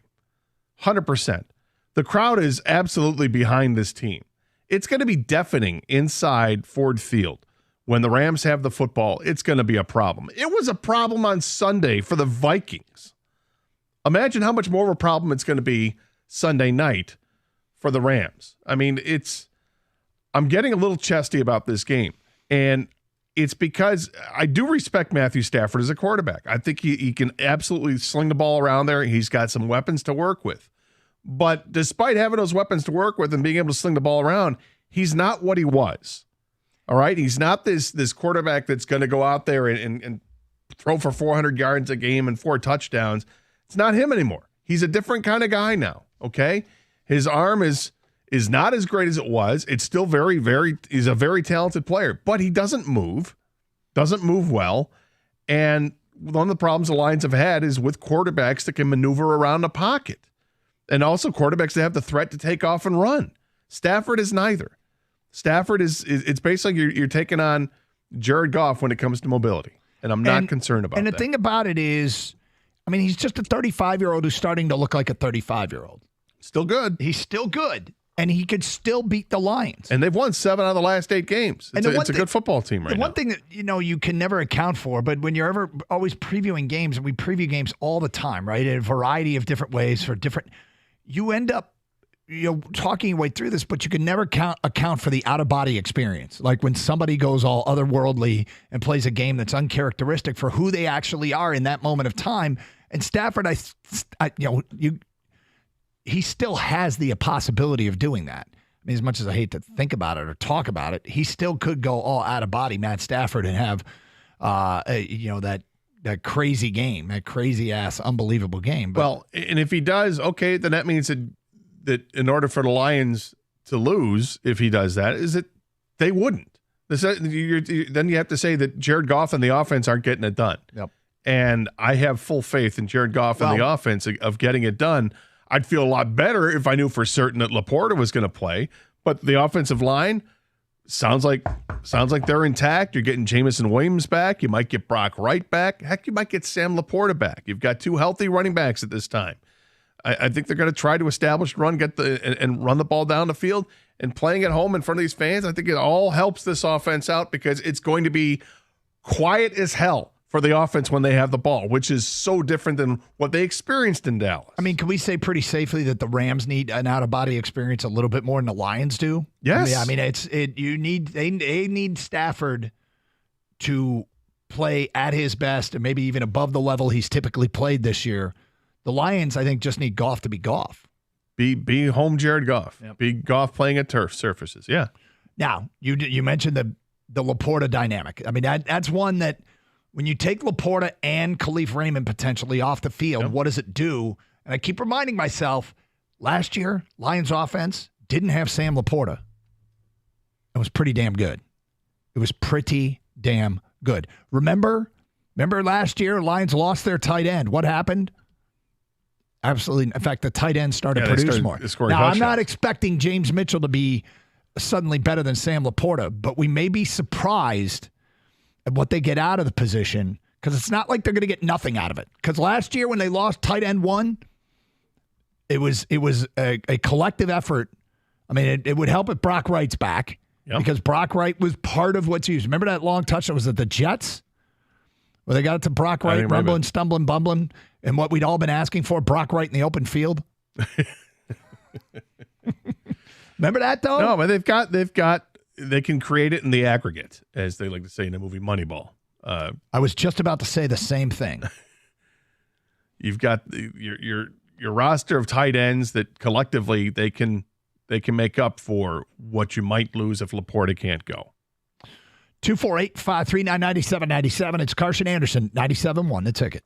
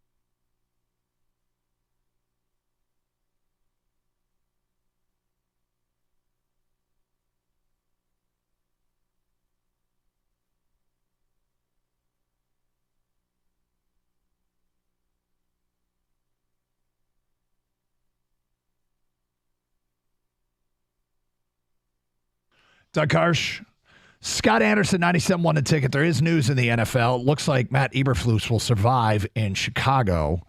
And you always, okay, how does that impact us? I never saw Ben Johnson or Aaron Glenn's named rumored to be in line for a Chicago job. We did see Jim Harbaugh's name. Yep. So maybe cross that one out as a potential Harbaugh landing spot. Atlanta, Carolina, Vegas, the Chargers, Tennessee, and Washington still open. There is news that yesterday that Washington had requested to speak to both our coordinators. And now I believe it's the Chargers was the other team. Yes, the Chargers want to interview both coordinators as well. Jim Harbaugh's name's been linked to the Chargers job. And, Atlanta, I haven't heard anybody linked here locally to Atlanta. Carolina, I don't know that any of our guys would want the Carolina job. Carolina job's tough right now because they don't have a first-round pick, but they drafted who they think is their franchise quarterback. And if you're Ben Johnson, does that appeal to you? Do you like Bryce Young? I think. But they're also their best players are free agents. Yeah, and I don't know that people want to work for that owner. Maybe not. Yeah. So maybe not. Vegas, we'll see what happens with Vegas because they've got an interim guy that they could keep. I mean, in terms, because it's interesting because it's on two fronts here. You've got the local front with Michigan which job appeals to Harbaugh. And then, of course, we've got the Lions coordinators, which job would appeal to them. When it comes to Harbaugh, I would think that the one that has probably the most appeal has to be the Chargers. It's a ready-made offense to succeed. They haven't been able to get it done. You would think Jim Harbaugh stepping in there could do wonders with that offense and maybe get them back to being a playoff team, which everybody thinks they should be. Beyond that, I'm not sure what fit there is with Harbaugh. Is Vegas a fit? I think Vegas is a fit. Vegas could be. But if I'm Vegas, I'm having a hard time convincing myself that Antonio Pierce is not the answer because of what he did with that team. I think when they went 5-4 with him as the interim coach, team loves him. Team plays for him, and I think they made a mistake a couple years ago letting the special teams coach go when the team was playing and winning for him. Yep. Obviously, it can work the other way. You can have a Bobby Williams effect on it, but I mean, there's a difference between having one spectacular game played against Steve Spurrier in the Citrus Bowl and having players walk up as opposed to having more than half a season's worth of a resume showing that this guy can win with that team.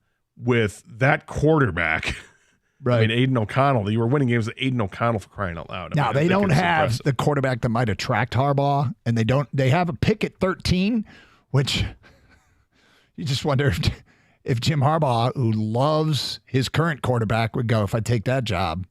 Would he take? Yeah. Well, if JJ goes pro. Yep. Which he has till the 15th to decide. Which is next Monday. 5 days. 248-539-9797. Monday's a big day, man. Dude. I mean, we've had some fun doing this show. Well, for me more than you, but at this current time, although you're having a blast right now too, we have a lot to talk about here in Detroit. 248-539-9797. Let's go to Mitch. You're on 97. Want to take it? Hi, Mitch. Hey, guys. How's it going? What's up, Mitch? Hey, so this is more for Gator. I really got to ask, have you actually watched the Rams at all this year? Yeah. Okay. Then why are you acting like Stafford is 2015 Peyton Manning? Stafford. You realize I said Stafford's good. I don't think he's great anymore. Stafford is his touchdowns. He's having one of his best seasons. No, he's not. If you did anything besides scoreboard, like look at the box score, you'd kind of know that. If you look at any metric by PFF, by ESPN QBR, he's been a top 5 to 6 quarterback almost the entire season. His numbers are down all across the board. They're a team that the team is 9-8. It's not like this is a 12-win team. Okay, I'm not saying he's the best quarterback in football. Well, you said he's top 5. And Gator's not saying he was Peyton Manning at the end of his career either. He kind of did the same thing yesterday, but that's neither here nor there. Actually, it is. You made the accusation, and I don't think it's true. I don't think that's accurate of the way Gator portrayed him. He just doesn't think he's as good as he once was. Look, and I will ask you to actually look up the stats that matter besides just box score stats. So you want me to look up the stats that support your argument Yes. versus the stats that support my argument? Let's go. Which stats? I'm Make telling you sure to you look make it exactly clear what to you're us. asking me to Make do. sure you make it clear to us which Look stats at that what matter. evaluators look for, not just your basic box score stats. Okay, what do you? So you want me to look at an ESPN QBR versus a quarterback rating because you think that's better because it paints Stafford as the number 6 quarterback with QBR and Jared Goff further down. Passer rating has not been a hugely important stat in probably 15 years. All right, whatever. Yep. I mean, his completion percentage is down. His turnover rate is still higher. He has one of the lowest turnover worthy throws in the league, right?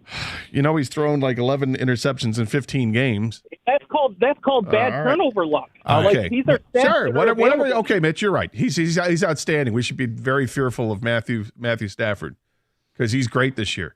He's been amazing this year. I tried to get, and Mitch wasn't going to answer, but I was trying to get his list of approved stats we could use. I want to know. Well, he wants to look at Pro Football Focus crap or look at QBR instead of the other stuff like eyeball test. I struggle with Pro Football Focus. Other numbers there too. And we've talked about Pro Football Focus. They put out a lot of stuff. Okay, and when I talk to people in football, they roll their eyes at Pro Football Focus, and it's because of you almost have to when you grade out everything. You kind of have to know what everyone's assignment is on a play and where a play went right or wrong. And if you don't know that, grading people out on play-by-play basis is a very difficult thing to do, if not virtually impossible. I appreciate the attempt. And sometimes you get some data in there that I really like because I don't know that it takes much interpretation. But it's also a hard website to read into. But like you said, at no point did you portray Stafford as end of his career Peyton Manning. That just didn't happen. That's he's overreacting to the way you've portrayed him. You've portrayed him with much respect. You just at 35, is he the quarterback he was in the heart of his career? No. Here's what I would say. Over his last 6 games, Matthew Stafford's been great. Okay? If that's going to make you feel better, Mitch, I'll give you that. I think he's been great his last 6 games there. He's got 7, 10, 12, 14, 15 touchdowns to 3 interceptions since that time, with the one loss coming against Baltimore in overtime. I'll grant you that. He's been great in during that stretch. First part of the season, not so much. Okay? So what he's done to improve the numbers to make you feel good about him has been done in the last 6 games. Now, that's probably more relevant than what he did at the beginning of the year, to be fair. Could be. Yeah. But I'm not terribly concerned about it because he did it against the Giants, did it against New Orleans, Washington, Cleveland, although Cleveland is actually a pretty good team, and did it against Arizona. And then there's a game against Baltimore in there too, which they lost, but we know Baltimore is good. So he faced a couple of really good teams in Baltimore and Cleveland and played pretty well in those games. I think he's good. I don't think he's great anymore. That's all I'm saying. I think he still can get the job done with his arm, but I'm less concerned about him now than what I was a few years ago.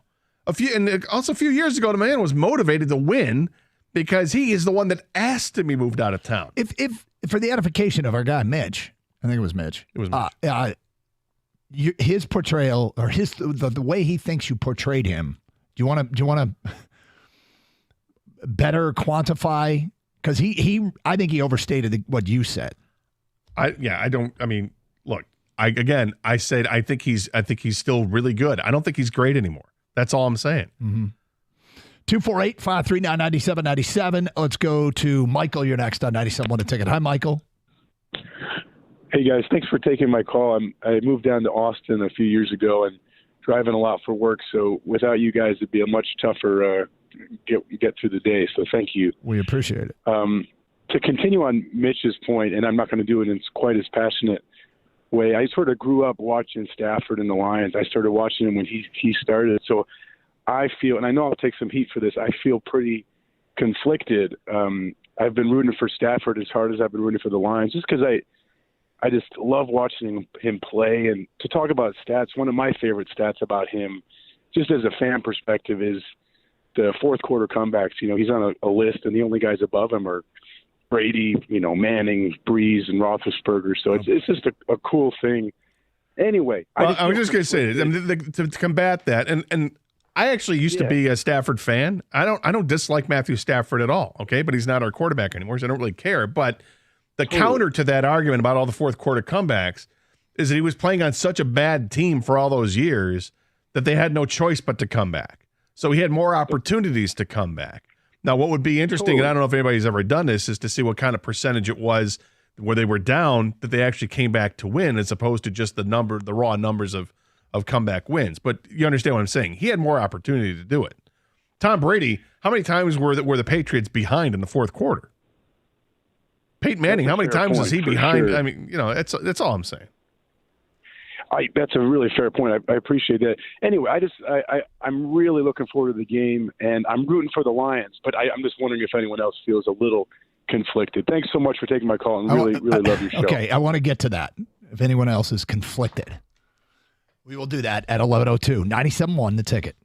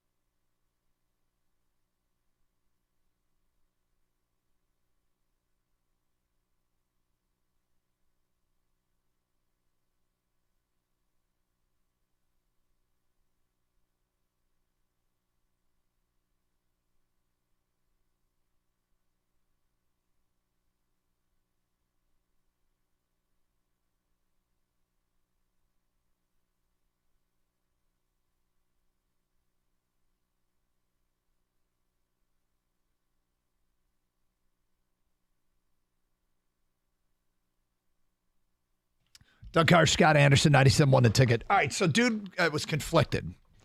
It said he was conflicted because he's a giant Stafford guy. Who's the biggest Stafford fan on the station right till the end? Doug Carr. Yeah.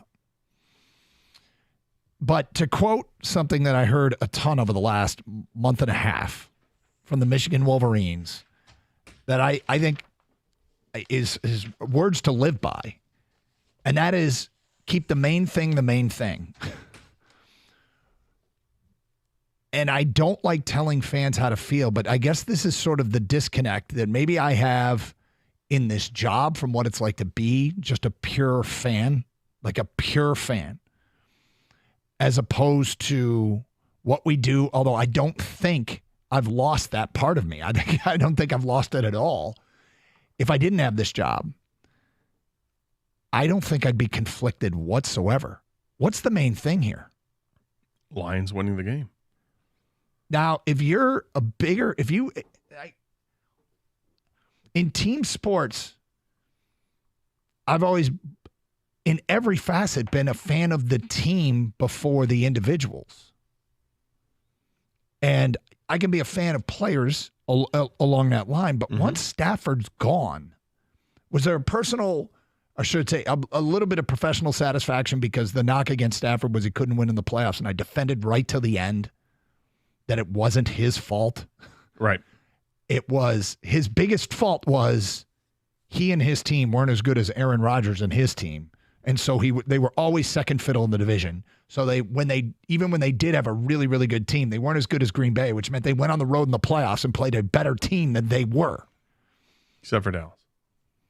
Right. Well, so I don't want to rip open that sky. Yeah. Dallas.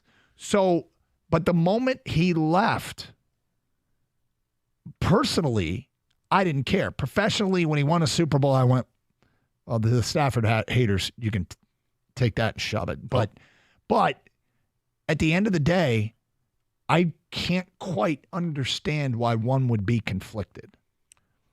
Well, now, here's why I think, and I think you kind of hit on it. Stafford is such a polarizing figure in Detroit that towards the end, you had, battle lines were drawn. It was Democrats and Republicans, man. To the point where we've embargoed the topic until pretty much today. Exactly. So you had people on and both. I'm already not enjoying this. I understand. You have people on both sides throwing arrows at each other, and putting up the shield, trying to defend it. And we got to a point where nobody was changing anybody's mind, and we were saying the same things over and over and over. And when he got, which we couldn't embargo talking about the quarterback when he was on the team, but the moment he was traded. It was refreshing to move on from it as a topic, and we've kept the embargo in place for the most part, even when he was making a run to a Super Bowl. So you get a fan base, a good portion of the fan base that grew up with nothing but Matthew Stafford as the Lions quarterback. It's all you knew. And you fell in love with him. You thought he was great, and you hated to see him go. You were thrilled for him because he won the Super Bowl, and damn you Lions for trading him away. See, that's what he can do. And you stayed a fan of Stafford rather than totally embracing what the Lions were doing because the Lions were starting over. Right. And you had to get on the bottom level, and you weren't there yet. Maybe now you're all in with the Lions, but you still have those feelings for the quarterback that left. I can see why people can be conflicted.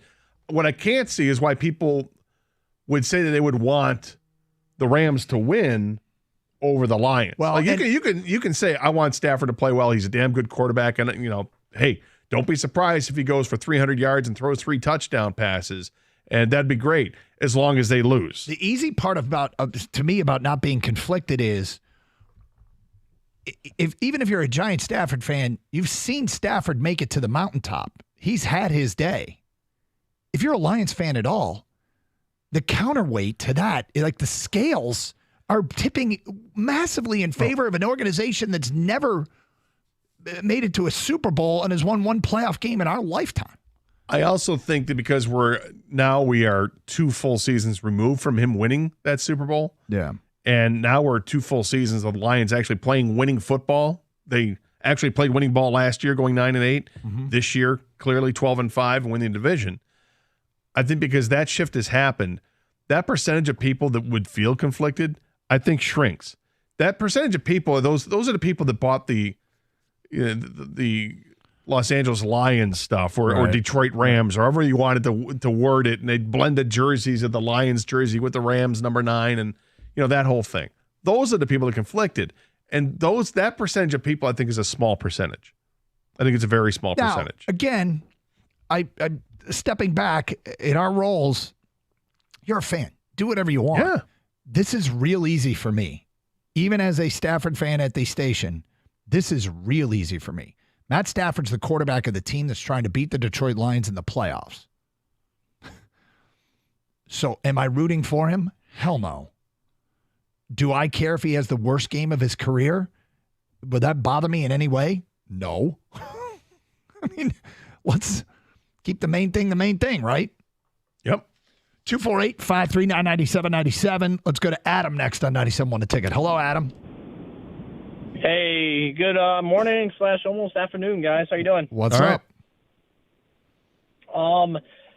I want to point in on Harbaugh before I get into the Lions. Sorry about that, but I think Harbaugh might take the jump to the NFL if he can have full control of the team. And I think the only 2 teams that would be willing to give him that are the Chargers and the Raiders, just because of the organization that they have there at both teams. That's the only thing I think he makes the jump if he gets full control. But with the Lions, I'm not conflicted with it. I mean, Stafford never won us a playoff game. Sure, he was a good quarterback and all, but I don't see the sense where all these fans would be like, oh, my God, Stafford's coming back. Like, oh, I don't know how to feel. No, this is Goff's team. This is our team. Stafford had his moment, like you guys said. It's time for us to have a moment now. We haven't had a moment ever in Lions history. Like you said, 1 playoff win. I'm going to be downtown in Detroit. I'm not going to be at the game. I will be at the bars. I'm just excited to see the atmosphere down there for a home playoff game before and hopefully after a Lions win. I am just so excited for it, and people need to stop with this conflicted of Stafford stuff. Don't know that it's a thing here, okay? Let's be clear. It was one caller that brought it up, and I mean, what percentage of Lions fans are conflicted? So 1/10 of 1%? So I'll give you this. My buddy and his family have been Lions season ticket holders for probably a long time. They know a bunch of people that are also season ticket holders. They're big Stafford fans, and even before the last week of the week 18, they were just like, "Oh, well, we're getting Stafford now. Great." It's like, who cares? Dude just threw 2 picks against the Giants. Yeah, I mean, the week before the last week. Like, I mean, let's just not act like he's a top tier quarterback anymore. Like that caller a couple times ago, he was acting like Stafford was God still. Well, he's still good. Not. The one thing here's what Stafford does. And he's always done well, but what he continues to do well with the Rams, he chucks the ball downfield. Yep. All right? He takes, Cooper Kupp finds a way to get open, and now he's got Puka Nacua, and these guys find ways to get open, and it's not on, 5-yard pass patterns. These guys are running route trees that are way the hell downfield, and they get open. Now, that's probably a reason why his completion percentage is down, because he takes more deep chances, but it's also the reason why his average yards per attempt is way up, because he takes deep chances and he'll connect on a couple of those. That's what you're seeing from Stafford in L.A. They take the chances and they hit on more often than they don't. And as far as like that guy's friends who said, "Oh, great, we get Stafford now," I feel like I spoke this into existence about 6 weeks ago when I was like, "Wait, there's a possibility." I don't want it to happen, and the reason I don't want it to happen is because of pretty much the last 25 minutes. 248-539-9797. Let's go to Brian. Oh, no, we'll get to Brian. Sorry, we're late for a break. I apologize. We'll get to these calls when we continue. It's Carson Anderson, Open Lines, 97.1 The Ticket. Hey, every home has a water source, right? Well, it also has a water score. Do you know what your score is? Telltale signs like water spots, dingy laundry, and also dry skin indicate your water score isn't as high as it should be. Contact CGC Water, your authorized independent Connecticut dealer, to find out your water score. They'll test your water and survey your home to rank your water. You might be great, but if you aren't satisfied with your water score, CGC can recommend the Connecticut water solution to improve it. Call 855-339-4242 or visit cgcwater.com.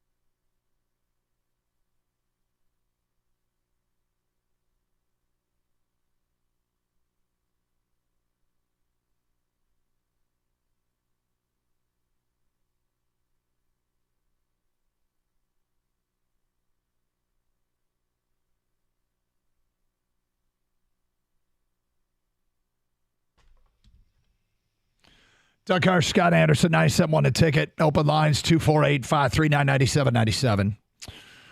Let's get back to your open line calls. Next up is Brian on 97.1. Hi, Brian. Hey, how you doing, Doug? Okay.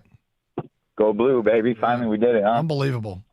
Hey, first thing, Gator, when you mentioned Dallas, my knees started shaking. I started gripping my steering wheel all hard and stuff. I'm sorry, man. But, I'm sorry. No, I know what it does to my radio partner over here, too. I So I apologize for bringing that up.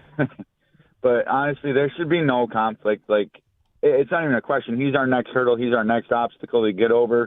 There shouldn't even be this topic. But and my whole thing is that I just want to tell everybody, if you can afford to go to this game, leave the Stafford jerseys at home. Go get a hoodie or something. You know, like if I can make the call and pick what his stat line is, it would be 10 for 30 with 4 interceptions. Yeah, Lions win. I don't know.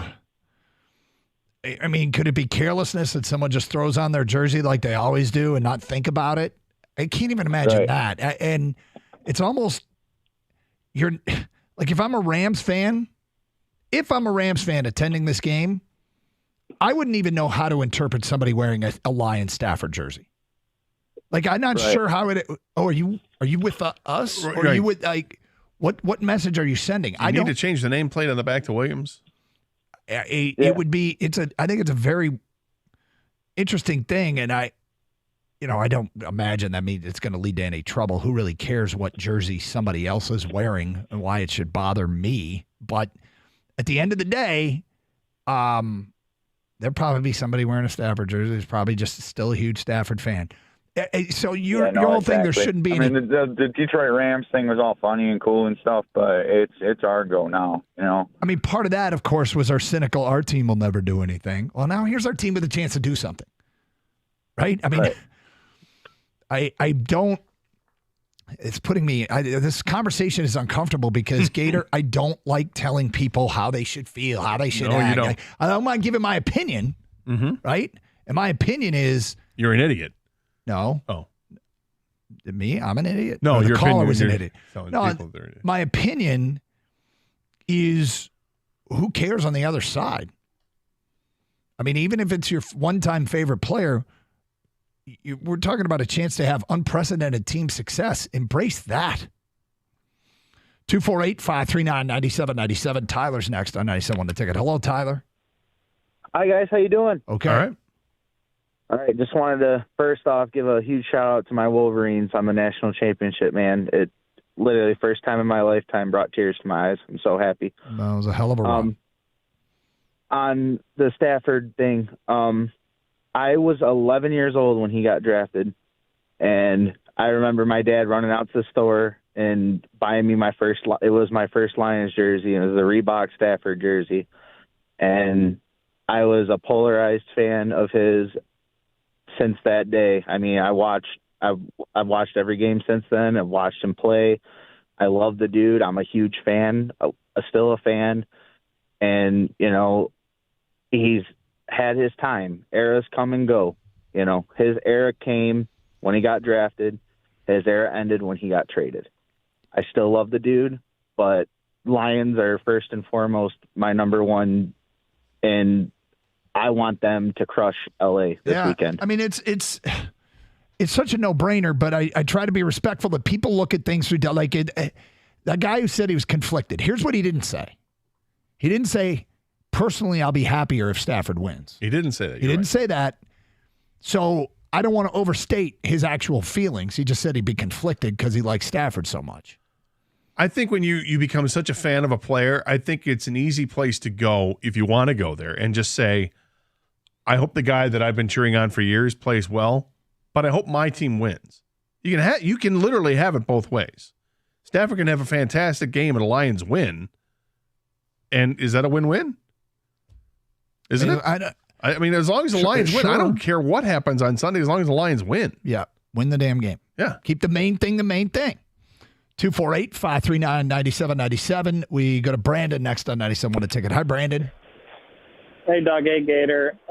First thing I wanted to say was, Doug, you and Jansen, it's pretty remarkable. All the prep, flight, the late shows, the broadcasting, and you're still here alive, not sleeping on air. So I just want to say that's well, hold on. impressive. There was a time I drifted off and I woke up and Gator was talking about the Eagles yesterday. I got to be honest, and I was like, I had no chance of processing what you were saying. I think I threw it to a break early because I was asleep on the air yesterday. If you live stream the show on twitch.tv and search for 97.1 The Ticket or on YouTube and search for 97.1 The Ticket, if you live stream the video, there were points yesterday where you could see Doug Faden and went out. And people on Twitch are like, he just went out. He's out. Yeah. That'd be pretty funny. My eyes closed a couple of times. I'm like, okay, you got to wake up. And I'd shake myself awake and all right, let's go. Because I was working on 70 minutes sleep and yeah, a little bit hungover, but whatever. And then, and I don't know if it was a noon, I think it was a noon hour. At one point, I remember waking up going, Gator, why am I hearing Gator? And I'm like, oh crap. Like I was on the air asleep. Yeah, it wasn't a dream. In the morning show, you know what I mean? So. Yeah. Hey, look, right, you don't go 28-1 as an announcer without putting in the hard work. Absolutely legendary. But anyway, I wanted to say, so the one thing I noticed with the Rams is when their star running back from Notre Dame, Kyron Williams, when he was injured and they had no run game, that offense did struggle. Yep. And as soon as he came back, first game back against Arizona, he was off and running, and that offense was clicking. So it's pretty clear that if we can stop Kyron and the screen plays to him, this defense has a great shot at winning. But it has that feel of the Seattle game where we're going to have to score on every drive, basically. It just has that feel of it. Well, Kyron Williams has had a hell of a season with the Rams. Yep. He's one of the most versatile running backs in all of football. He's turned himself into that. And they've turned him into a serious weapon, and he's one that I think is probably concern for me. If I'm the Lions, that's concern number one. Fortunately, the Lions' defense has been very good at stopping the run this year. They're one of the best defenses in all of the NFL in stopping the run. But it's the short passing game to them.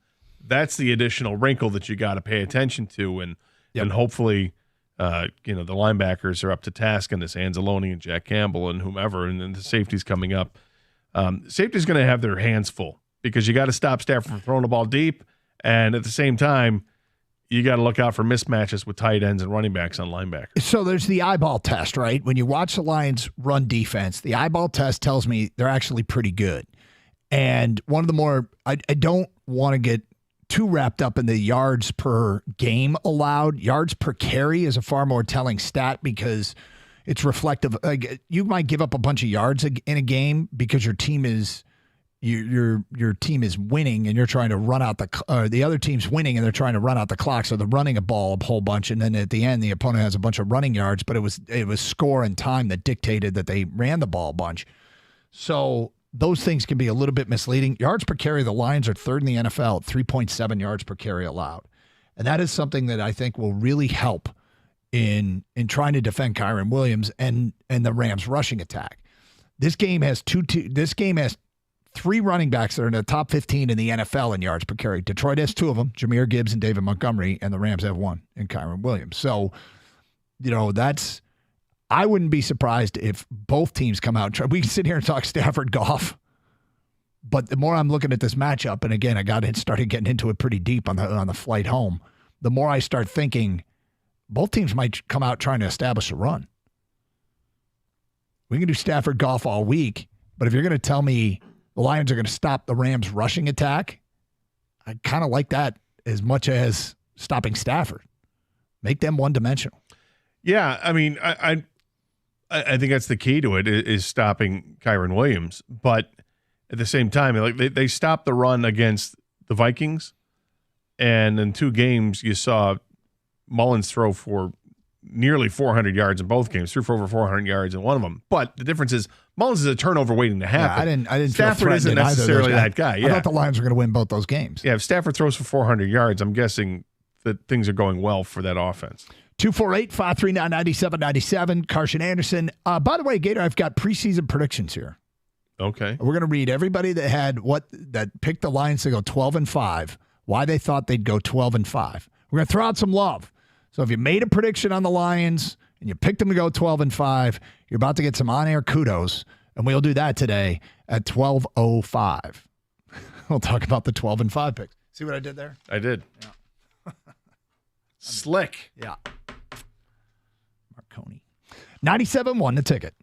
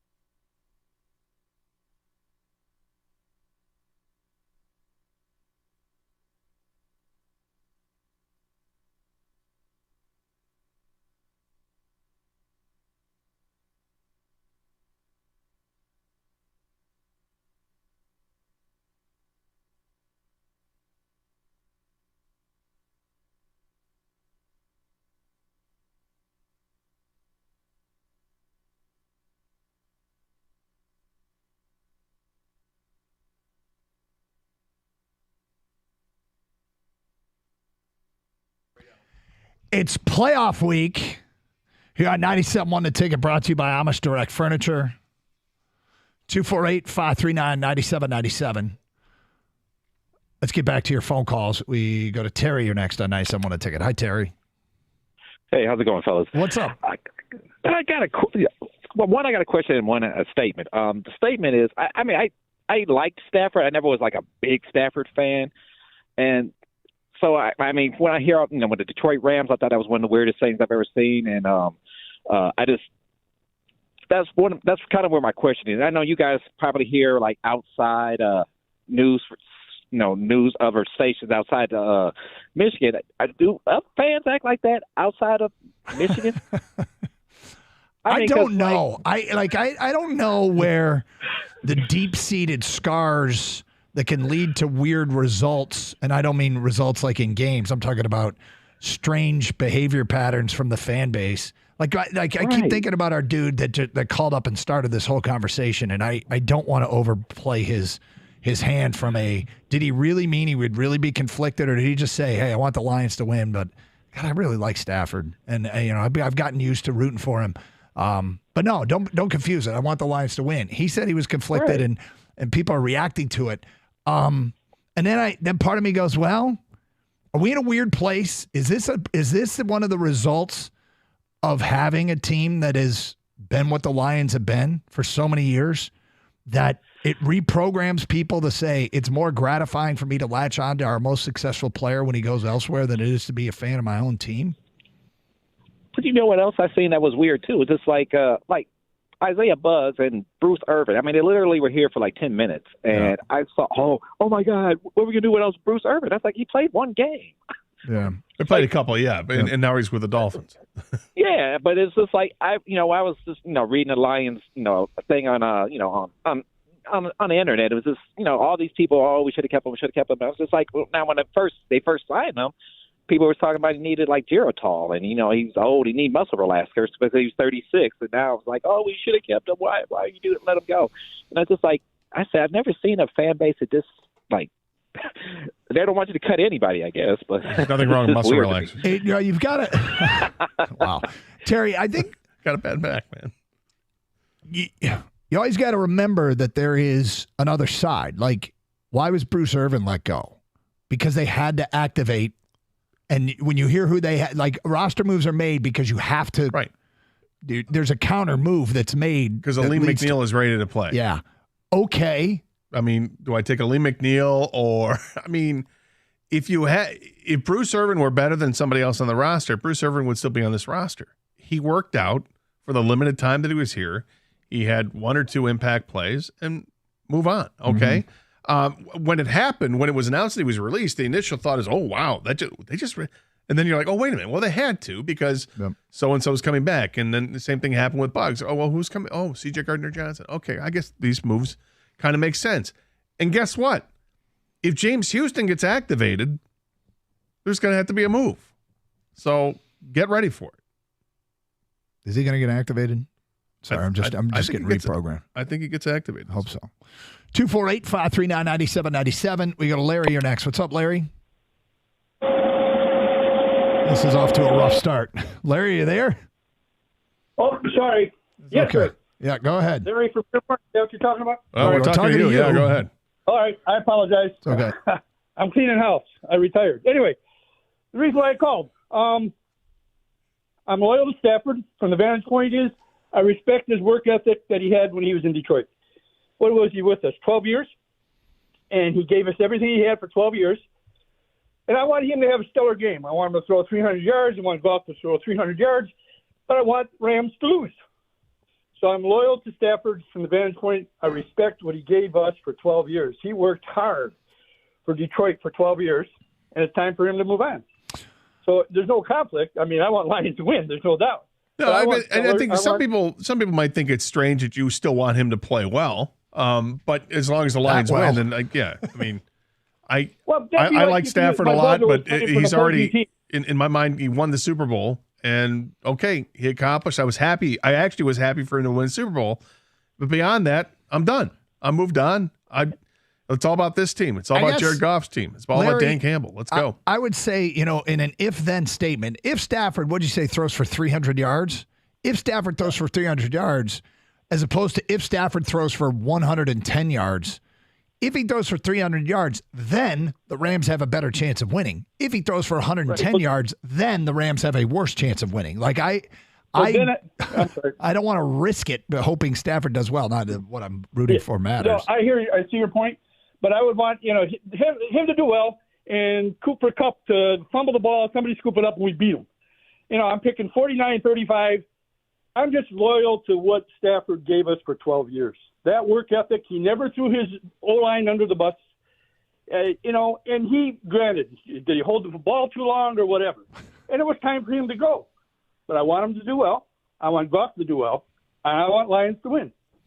Thank you for the phone call, 248-539-9797. We go to Leon next on 97 on the ticket. Hello, Leon. Hey, man, I'm glad you guys made it back from Houston, man. Thank you. I live in Senior Citizen Complex, man. I couldn't get the game on TV, but I'm glad I couldn't, man. I listened to you guys on radio, man. It was fantastic. Oh, thank you very much. But what I want to say, man, is this. I'm old school, man. We have to let Stafford go. That team is coming into town. It's not the Green Bay Packers of 1965 or the Pittsburgh Steelers of 1970. We can beat the Rams. Aaron Glenn got something for Stafford, man. We have a defense for Stafford, man. We're going to put something on him, man. I liked the Staff when he was here. Like you said before, I'm glad he won the Super Bowl, but I don't give a heck about what he do now. I don't want him to throw for 0 yards. I'm seriously, brother. I'm a Detroit man. I live here. I don't care about Stafford no more. I'm just like you said before. You glad he won the Super Bowl? We should just forget about him and let Aaron Glenn do his job. It is so ironic that this is the matchup. It is so ironic. Look, these things happen. Who are the Chiefs playing? Who are they playing? They playing Tyreek Hill? Yeah. I mean, okay, but here's the thing. I feel like the Lions joined the NFL this year, which is a weird feeling. But I feel like we are, you know what? We're in the NFL. We just started. We're in the NFL. How about that? We are in the National Football League. Come on down. And the first time that we get to host a playoff in our first year in the NFL, we get a guy whose era is emblematic of our pre-NFL days. It's just so weird. Well, and yeah, of course I've given it thought because I saw it coming a mile away. We started talking about this in late November as a possibility, and now here it is. And yes, the topic, it's hijacking from the football talk. Which, I mean, I got charts and notes and I got highlighted stuff and I'm ready to go. But I knew this was going to happen. As a fan, living basically a lifelong Detroit Lions fan, what I want most, I fully embrace this matchup. And one of the main reasons I fully embrace this is because I am so desperate to finally bury the past. This game goes so far. And maybe completes the circle of burying the past. Mm-hmm. Go out, win the game, and you've accomplished so much. You finally win a playoff game. I mean, you're hosting one for the first time in 30 years. You'd win one for the first time in 30 years, 31 years, whatever it is. You're going to do it against a team that won the Super Bowl a couple years ago with your old quarterback, and your new quarterback is their old quarterback. There's so many things that tie it together that help to take the shovel and move the dirt aside and just chuck it in that hole and bury it for good. And you have some trees spread out because of it. I mean, it's not something where you're going to look there and wait a minute. Didn't I just plant something there last year? No, that hole is still there. See, I think need to fill the hole. I don't know that anything gets buried for good until somebody's hoisting a Lombardi over their head. I don't think that happens. Well, okay, fair enough. Yeah. Fair enough. I said this goes a long way towards doing that. I think with the Stafford thing, though, I think it completes a circle. Beat them. Please, God, beat the Rams on Sunday night. 248-539-9797. If you made a prediction on our preseason show, we've got all the people that picked them to go 12-5 that called in and their reasons why. We will give you your just due today at 12:05 here on Carson Anderson on 97.1 The Ticket.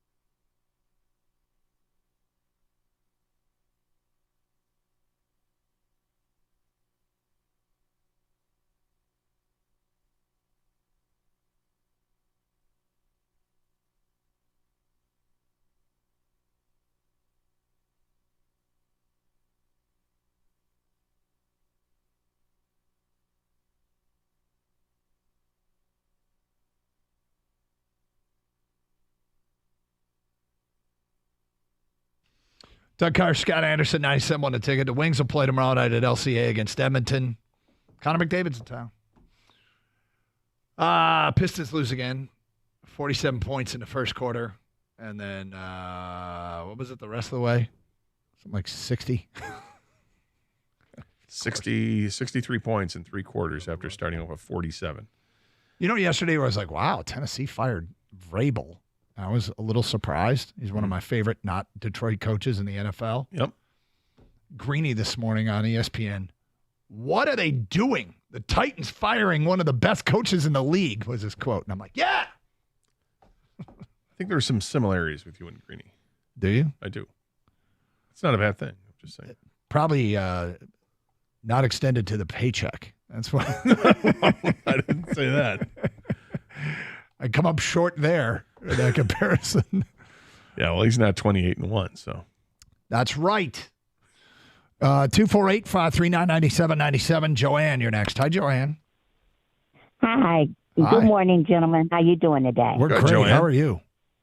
Oh, good. I'm doing fine. I wanted to say it's no confliction with me because Stafford reminds me of an old boyfriend I had. He left, and when I moved on with a new man, he came back and thought he could kick his heels up, and that ain't happening. And what's disrespectful if he thinks he could come back and put his house shoes up under my bed? Oh, that's not happening. Not up in here. Not up in here. No. Not up in here. So Stafford, I loved him when he was here for the years that he was here. But when he left, it was just like the old boyfriend. He left, and a new man has replaced him. So Joanne, you obviously found it relatively easy to move on from ex-boyfriends. No, it wasn't easy at first, but he left. And he was gone for 30 years and came back and thought he could come back and kick his heels up and watch a big screen TV. That ain't happening up in here. Okay, this is getting very specific, Joanne. Did something exactly like that happen in your life? Yeah, it really did. After 30 years, he thought he could put his feet up and watch your big screen TV? Yes, he did. He moved to Arkansas for a job. All right. He came back because his family was here in Detroit. Yeah. He came back, and I still lived in the same house. Yeah. He came back to visit, and he thought that he could come, kick his feet up, and watch TV.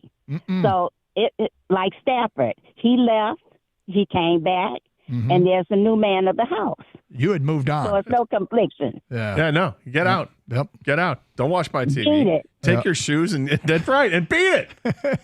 Yeah, beat it. Nice. And go Lions. There you go, Joanne. That's bringing spunk to Thank the air. you. Appreciate it, Joanne. That was awesome. That was pretty great. Did not expect that. Think you come around 30 years later, kick your feet up on the bed, watch my big screen TV. Not up in here. Get out. Got a new man in the house. And you are not. Go to Arkansas, think you can just come on back. Wait a minute. You're not talking about Matthew Stafford? Nope. Okay. You're awesome. I think this was more about the ex-boyfriend than it was about Stafford. No, it's all about Stafford. Let's go to Albanian Martin joining us here on 97.1 The Ticket. Hi, Martin. My boys. Hey. Doug, welcome back, baby. Go Thank Blue. you. Sorry, Thank you. Gator. MSU will get theirs too. Don't worry. Thank you. There you go. My boys. Yes. What's up, man? You see who's coming to town? Our boy. I mean, he's not our boy no more. He left us, my guy. He left us. Yes, he He did. asked to leave. Yeah. Let's not forget that. Yeah. He asked to leave. Exactly. That's why no mercy. I don't care. We're getting his W. I don't even think he's going to be able to play right. First time back in Detroit, his old house. He's not welcome anymore, man. Is his house still up for sale? I don't know. Did it ever sell? No. I don't know if it my ever good sold. Friends, believe it or not, I guess they listed it and they got rid of it. Well, I know that they listed it. I remember like a year ago it was still up for sale. It was a beautiful house, but No, I think it's gone now. I think it's gone. So, you know what? You bring something up, Martin, that is actually, I mean, it's just like Joanne's ex-boyfriend. It can be uncomfortable. I think it can be more uncomfortable for him than it is anybody else. You know, to run onto that field and be acutely aware of the way you're responded to. And I mean, professional athletes are mentally strong. I can't even begin to relate to that because I am not. But I think it can be uncomfortable for you to go back to play in a place where you were once beloved and now you get booed, you know? And he might get booed. Doug Gator, I don't think he comes out and like lights us up. There's too much out there. He's coming back to Detroit. No chance. Golf has more to play for. Like I'd bet my life golf goes off before I bet that Stafford would go off. You know what I'm saying? Yeah, you know, it's interesting you bring that up because when we talk with Jared, he really – would you say he downplayed the McVay storyline? Yeah. 100%. Oh, he wants to downplay everything. Yeah. He doesn't want to give any oxygen to any of the storylines. I think he's all – everything with Jared Goff is compartmentalized. He keeps it all inside. And I'm telling you, it's a chip he cultivates every day. It grows bigger and bigger and bigger without letting you – into what's going on in his head. I don't remember exactly what he said, but he basically said, "No, it's no big deal." You requested a meeting with him, man. Right? You can't tell me that at that time it wasn't a big deal. Well, his answer to that question about the exit meeting, he's like, "Well, I don't remember the specifics of what was going on there," and I'm thinking, you have to. And while he's answering the question, then it gets to a point where he said, he goes, "I was able to, air some of my grievances. He was able to air some of his grievances or whatever it was. And we were able to clear the air." Yep. So he knows what was said. He doesn't want to share it. And that's fine. Yep. I wasn't asking, when I asked the question, it wasn't about getting the details, though that would have been spectacular if he was going to reveal that. It was simply to say, how did you take what was out of that and use it as a positive to put it behind you and grow and maybe take it as constructive criticism? And really, he could be very like Goff is going to be in a building with all the support, everybody cheering for him. It's going to be loud. It's going to be real easy to villainize the coach on the other side and make it personal if he so chooses. More so than it's going to be easy for Stafford. Stafford didn't reluctantly get shipped out of here. Like, he's not coming back going, "I'm going to make them rue the day they traded me." No, Stafford asked for the trade. Right. He wanted out, and he won a Super Bowl because of it, and great. Yep. So I don't know how strong the motivation is going to be for him. He doesn't strike me as the Michael Jordan guy that will make up stuff on the spot to stay motivated. Mm-hmm. I'm sure he wants to win. I'm not saying he doesn't want to win. Of course he wants to win. It's the playoffs, and you want to keep advancing and get another championship. But what the Lions have going for them is, I think, infinitely more than what the Rams have going for them in terms of motivation. 248-539-9797. Andy is next. What's up, Andy? Hey, Andy. Hello? Andy, what's going on? Hey, good morning, guys. How are y'all doing? All right. Okay. Hey, so I wanted to touch base a little bit on a couple of things. Obviously, like Doug, I was a huge Stafford supporter throughout his career here. But like most people say, you can't really root for him while he's in our house. It's our Lions team.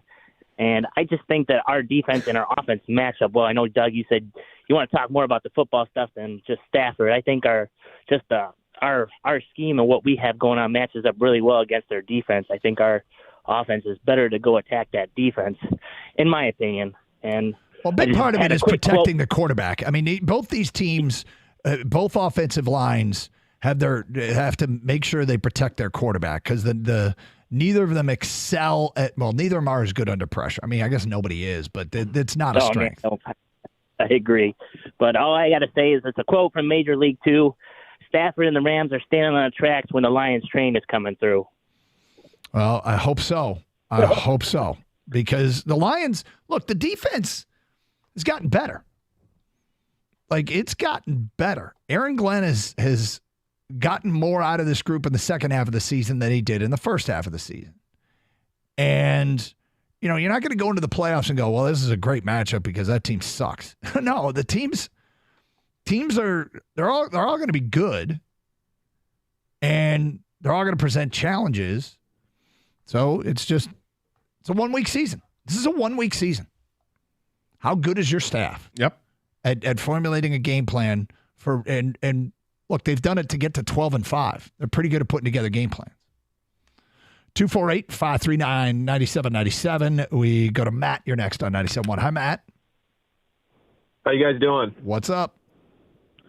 I was just calling. I'm sick and tired of hearing these people call in. Oh, Matt Stafford, I love him. I support him, blah, blah, blah. He's dead to us.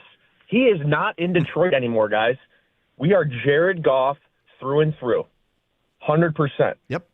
I can't listen to these people anymore. Oh, I love Goff, or I love Stafford, blah, blah, blah. It's horrible to listen to. Goff has been casted out. He was thrown out by the Rams, and now he's our guy. And he's I don't know, man. I just love the guy. That's all I got to say. Well, the weird thing about it is, people forget it, as it pertains to Goff, he was a number 1 overall pick. Right. It's not as if it felt like in LA, people started to think that he just wasn't any good. But if you were to say that you were able to get your hands on a former number 1 overall pick with plenty of tread left on the tires, you would take it. And when he came to Detroit, that's the crazy thing about this entire story. The Lions, there was perceived that trade was for their next quarterback, one of the draft picks, or a combination of putting the draft picks together to move up to number 1. At the time, it was, the Lions need to take on some salary. Let's give him Jared Goff and let's eliminate that from the equation. That's how it was presented. That's how it was presented, and I think perceived largely here. And Brad Holmes did not take it that way. Brad Holmes was like, no, this guy is a guy we're gonna see if we can work with him, and we're not gonna go the quarterback route just yet. And they didn't until this last draft, and even then it was a 3rd round pick they used on a quarterback. They believe in Jared Goff. And if Jared Goff and the Lions win on Sunday night, then the discussions about an extension get real. All right, so at the beginning of the season, we take predictions. One person on the show nailed it at 12-5. A bunch of listeners did as well. Gone through and highlighted them, decided we'll give everybody credit that picked them to go 12-5 that made it on the air that day. And of those people, and we'll get to some of the extremes of the other direction because there were some people that were kind of negative. Actually, one person in particular. But we will, and we'll read some of the reasoning as to why they had the predictions. We'll get to those correct 12-5 predictions at 12:05 here on 97.1 The Ticket.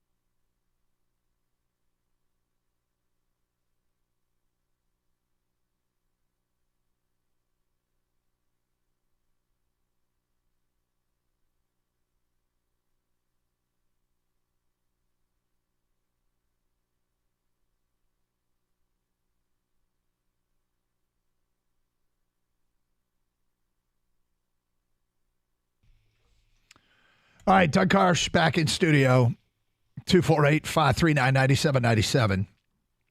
Here we go. It's playoff week brought to you by Amish Direct Furniture here on 97.1 A Ticket, and we are happy to have a home playoff game to talk about. We hope that it is just the beginning of a new era where we get to do this more frequently, and it's not just such a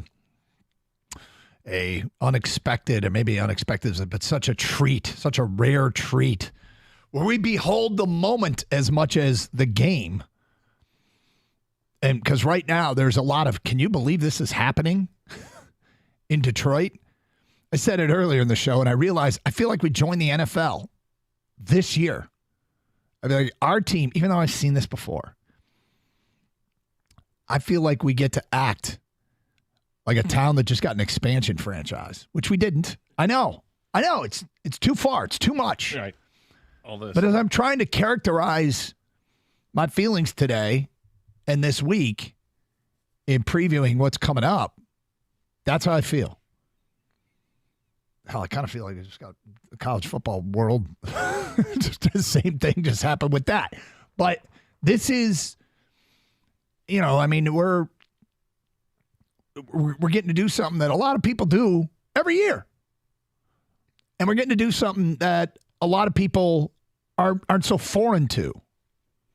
Unfortunately, and we knew it was going to happen, and I'm not going to stop it. We're not, Gator was more embracing what we had this week. I've already, I'm loving it. We let the embargo go because it would be stupid not to, because people have feelings about this game, this matchup, and the guy on the other side. Now, our guy has feelings, strong feelings too. So basically, we're downplaying what he told us. No, it's not about me. It's about the team success and blah, blah. Yeah, you sure about that? Like Jared did the wise thing, because anything Jared says about it just starts up a news cycle that takes away from the game itself. So I don't expect we'll hear Jared say one word all week about Sean McVay. But that didn't feel like it was a harmonious breakup. No, I thought from the get-go that Sean McVay threw him under the bus. He threw him under the bus before the trade, took the starting job away from him. He ended up having hand surgery, and then days after hand surgery, he's forced back into duty. Hey, Jared, I know that I benched you in favor of the other guy, but the other guy got hurt. We need you to go in the game. Can you play for us? Yeah. And then they win, and he wasn't spectacular in the game, but the Rams were able to win, and it's another playoff win for Jared Goff. It felt uncomfortable. The whole departure there was uncomfortable. I mean, for the Rams, they were like, let's just move on. The coach clearly had moved on. And the start here in Detroit was not a great start for the first 8 or 9 games, 10 games of the season. It wasn't. And then there seemed to be this little come to Jesus meeting, and Dan Campbell kind of called out Jared Goff in public and said, we got to get better play from our quarterback. He wasn't saying our quarterback sucks, or it didn't say anything demeaning. It was all kind of constructive and putting it on the shoulders of everybody, but it actually did single out the quarterback and say he's got to be better. And credit to Jared Goff, he was. Everybody got better. That first year, we go back to it, that was a real learning experience. It was a steep learning curve, and they were making moves on the fly. Like, you got to sink or swim here. Mm-hmm. Anthony Lynn didn't work out. We're taking the play calling duties away from you. Okay? I'm calling the plays now. You're going to stay on staff for the rest of the year, but I'm going to call the plays. Jared Goff, you got to be better. And all of a sudden things got better. Next year, what happens? Hey, defensive backs, it's not working out. We're gonna get rid of Coach Pleasant because it's just not getting it done. AG, we're putting it on you. Let's go. And the defense got markedly better for the last 10 games, and then went 8-2 down the stretch. And now this season comes around. They bring in different coaches, and it's worked out to the tune of 12-5, winning the division, hosting a playoff game, and yep, look who you got. You got Goff's former team, the Lions' former quarterback.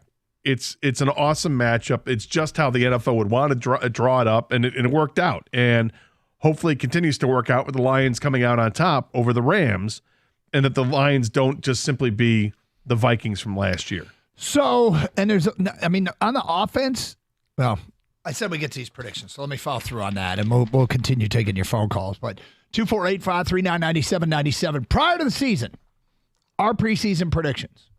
Gator went with 12-5. Congratulations, well done. Thank you. I went 11-6. Kang went 11-6. Here are the callers that made it on air that day that had him at 12-5 and the reason why.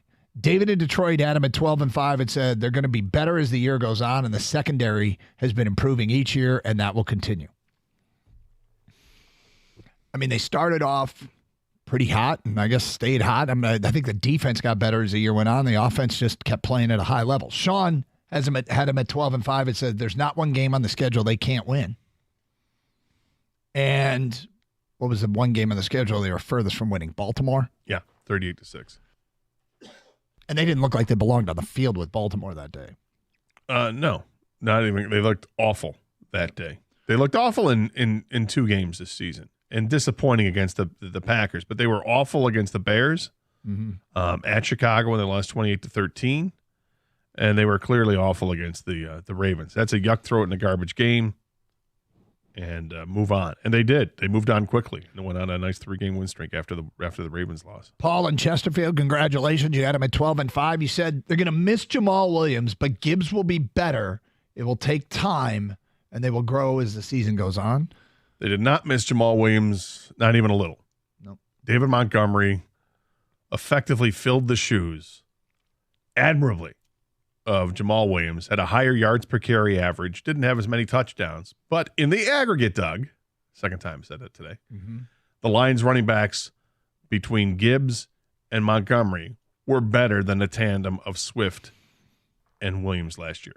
Todd in Athens, Georgia says they went 12-5, said they'll win the division. Jahmyr Gibbs will be the X factor. Demetrius in Flint said they're going to go 12-4. I'm not optimistic they got better. I'm not objective, he said. I'm sorry. I'm not objective. They got better, simply put. Jeff and Dexter had him at 12-5. Ben Johnson is the magic. I worship Ben Johnson. He's good at disguising plays. Wayne in Detroit had him at 12-5, says they'll get everybody involved offensively and be dynamic. Steve in Colorado said 12-5 because the free agents and the draft picks are great. I mean, the free agents was some bad luck with injuries. The draft picks were clearly great. Gary in Roseville had him at 12-5 and said Spielman is important. He is. He is. I'm not sure how important. I think that Spielman's influence was felt the first year in getting these guys together. His influence was maybe he was one of the first people. I don't know this for sure. This is my guess.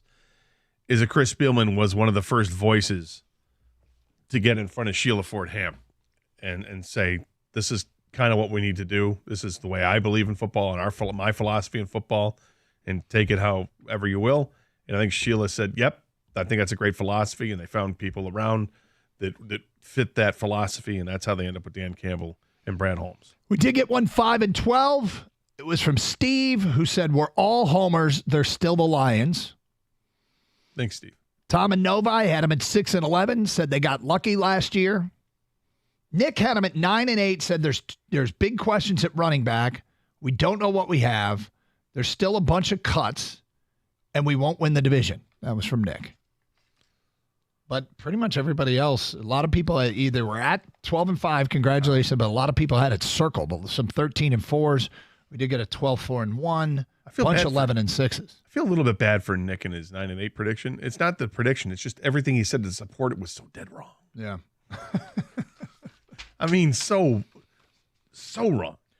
I also got bold-ass predictions here, but I'm not going to go through. Probably unveil those tomorrow and see if anybody had a great bold-ass prediction. Okay.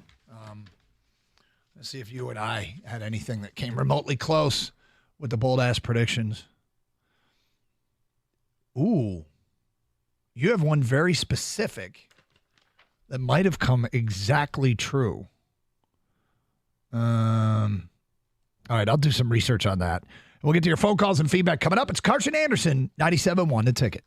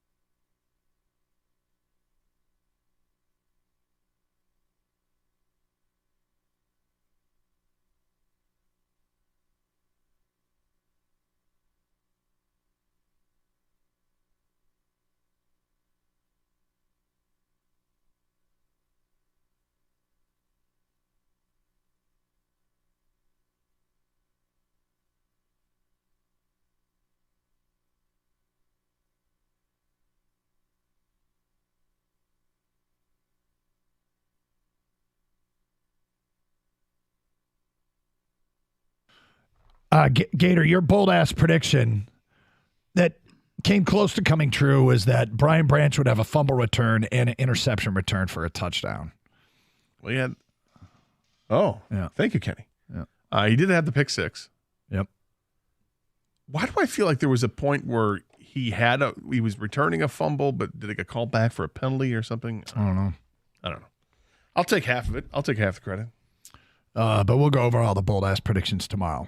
Apparently, also that day we were talking about cucumber lime Gatorade because I've have this swath of texts that I've cut and pasted onto this sheet, and there's mention of cucumber lime Gatorade and some of these sprinkled in. 248-539-9797. All right, let's get back to your phone calls. It's playoff week. Brought to you by Amos Direct Furniture here on 97.1 The Ticket. We got a Chris. You're on 97.1. Hi, Chris. Good afternoon, guys. First off, go Blue, national champs. Unbelievable. All right, you guys are talking about the subject I love talking about, and I just had it out with Kelly Stafford on Instagram.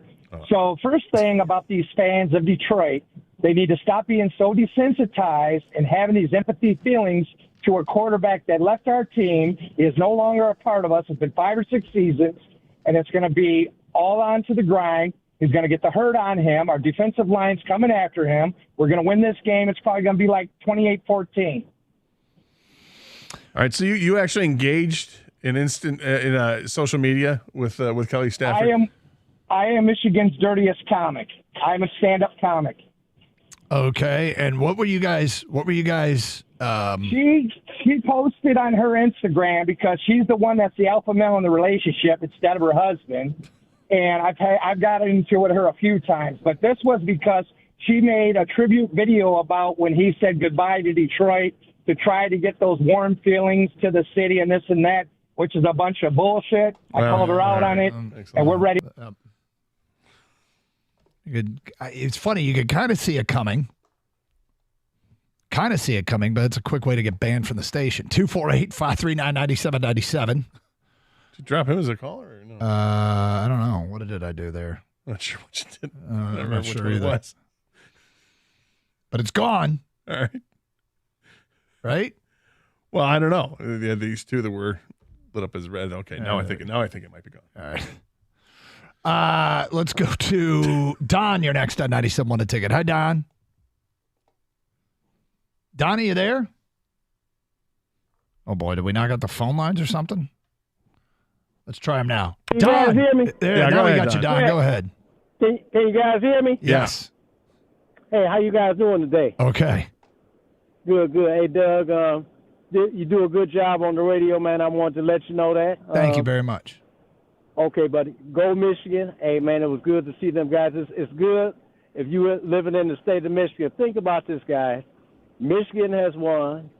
The Lions are in the playoffs. They hosting their first playoff game at Ford Field. And think about this, in a couple of months, man, we're going to have the draft here. Man, it's great to be a Michiganer. Good. I got to tell you, I mean, these are three things that people didn't think were ever going to happen. They never thought. I think Michigan fans thought they'll never win the college football playoff. Lions fans never thought they'd see this kind of success. The draft in Detroit sounds unheard of. I mean, it's unbelievable, man. I'm 61 years old, and I'm so happy. I never seen the state and everybody just so happy, man. Especially after this pandemic thing and everything. It look like now everything is just starting to just open up so much, man. It's just great to see. Yep, I hear you. Listen, guys, this is what I'm calling about, man. Stafford, loved him when he was here. If this guy had a running game his whole career, man, who knows what would have happened, man. He never had a running game and never really had a good defense, if you really think about it. If we had a top 10 defense and a running game his whole career, we might not even be talking about this now, man. We might have won us a Super Bowl or two. Who knows? Hey, it's a useless exercise, but what we have is competent management, and what competent management could have done with Matthew Stafford. But I'm very happy with the quarterback that we have. Yeah, you know what? I'm satisfied with him too.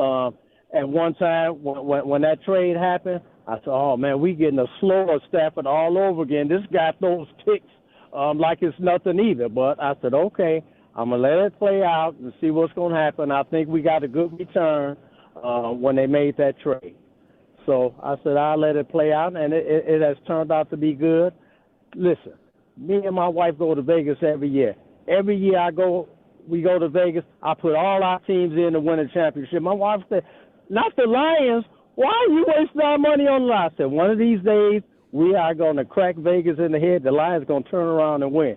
And right now, Rams and Stafford are in our way. I'll win $450 if they win, and that's because the Lions' odds was a little bit lower this year. You know, it was a 10-1. Normally it'd be 50 or 60-1. It was 10-1. I said I'd take that for $25. So if the Lions win the Super Bowl, $450. So, like I say, Stafford is standing in our way.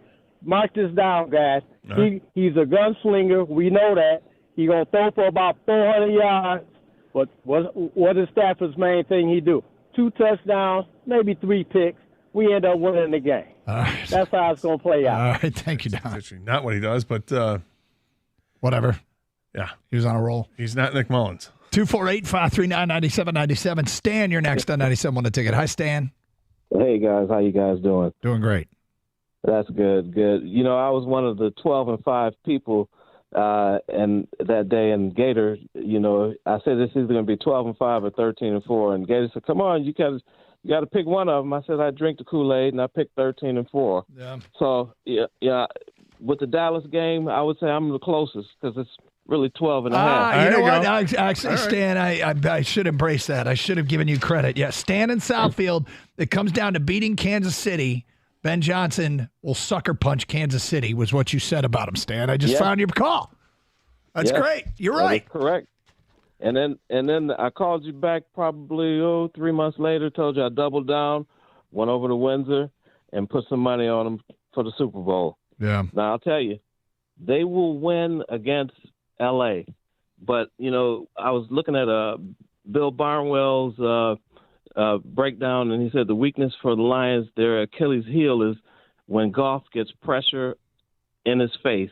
His QBR drops from 66 down to 24.7 for the normal quarterbacks, and Goff goes all the way down to 8.8. He cannot handle pressure. So if Aaron Donald and the defense get in his face, that's going to be trouble for the Lions. Well, it would be. But fortunately, Lions have their offensive line intact. Knocking on wood here. They're healthy. And they know full well that Aaron Donald is a game wrecker. I like the matchup. Frank Ragnow, I like that matchup against Aaron Donald. If they line up head-to-head, he'll get some help when you need to because you're going to have to double-team Aaron Donald. 248-539-9797. More of your phone calls and feedback coming up. It's Carson Anderson here on 97.1 The Ticket.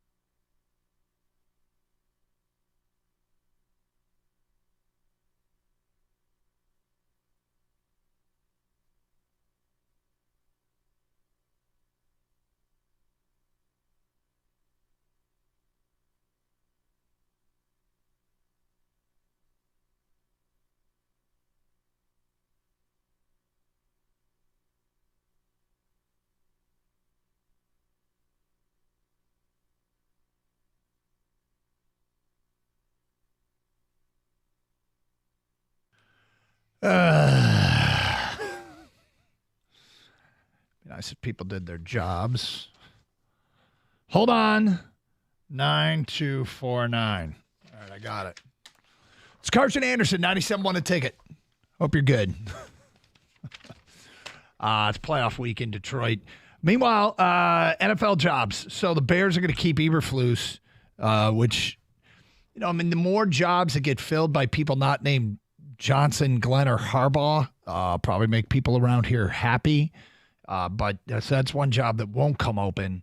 Atlanta, Carolina, Vegas, which may or may not be open. We'll see. The Chargers, Tennessee, and Washington all remain open at this time. The Chargers want to interview both coordinators in Detroit. So do the Washington Commanders. Carolina has put out an official list of who they're going after, and Ben Johnson's name is on that.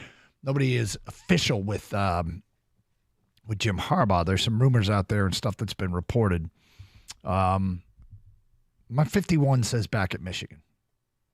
It's my 51. Mm-hmm. My 51 would say NFL, but your 51 is, I think, steeped in more research than mine would be. Well, here's the thing about mine, it. I just think about it logically, what would make sense. If yours we were is you can talk to people. Okay, that means your 49 is stay at Michigan, yeah, and my 49 is go to the NFL. Right, it's not so a lot we're not of that far off.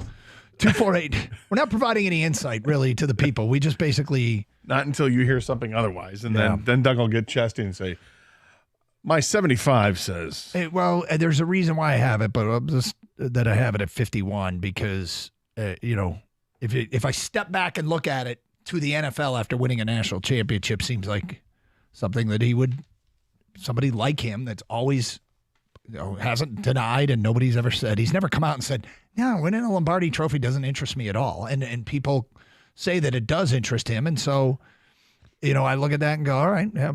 But the thing about it is, I should sit here and say, with all the uncertainty, it doesn't help in recruiting. You just won a national championship. And there's uncertainty, it seems like, every year. There is that. Yeah. I would think that if you're Jim Harbaugh at this point in your career, you've proven that you're hell of an NFL coach with 3 straight NFC championship appearances, an appearance in the Super Bowl. Mm-hmm.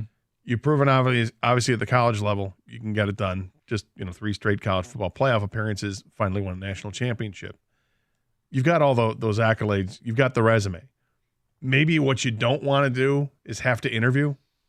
And maybe that's why you hire an agent, and the agent basically does the interview for you. You're like, look, Jim be happy to take this job, but Jim doesn't want to have to go through the rigmarole. Either you want him or you don't. You know what he can do. And I don't know. That's just a gut feeling that I have. I don't know. We had a previous caller say that he thinks that Harbaugh would want to have full control. I don't know if he wants full control. Does he want to be a GM in addition to being that? That's a lot on your plate. Only a couple guys seem to be able to handle that. I don't know if that's something that he would want, but I don't know him well enough or at all. Yeah. So, the thing is, this might be like the most pat your back, good luck time for him to leave because A, he just brought a national championship.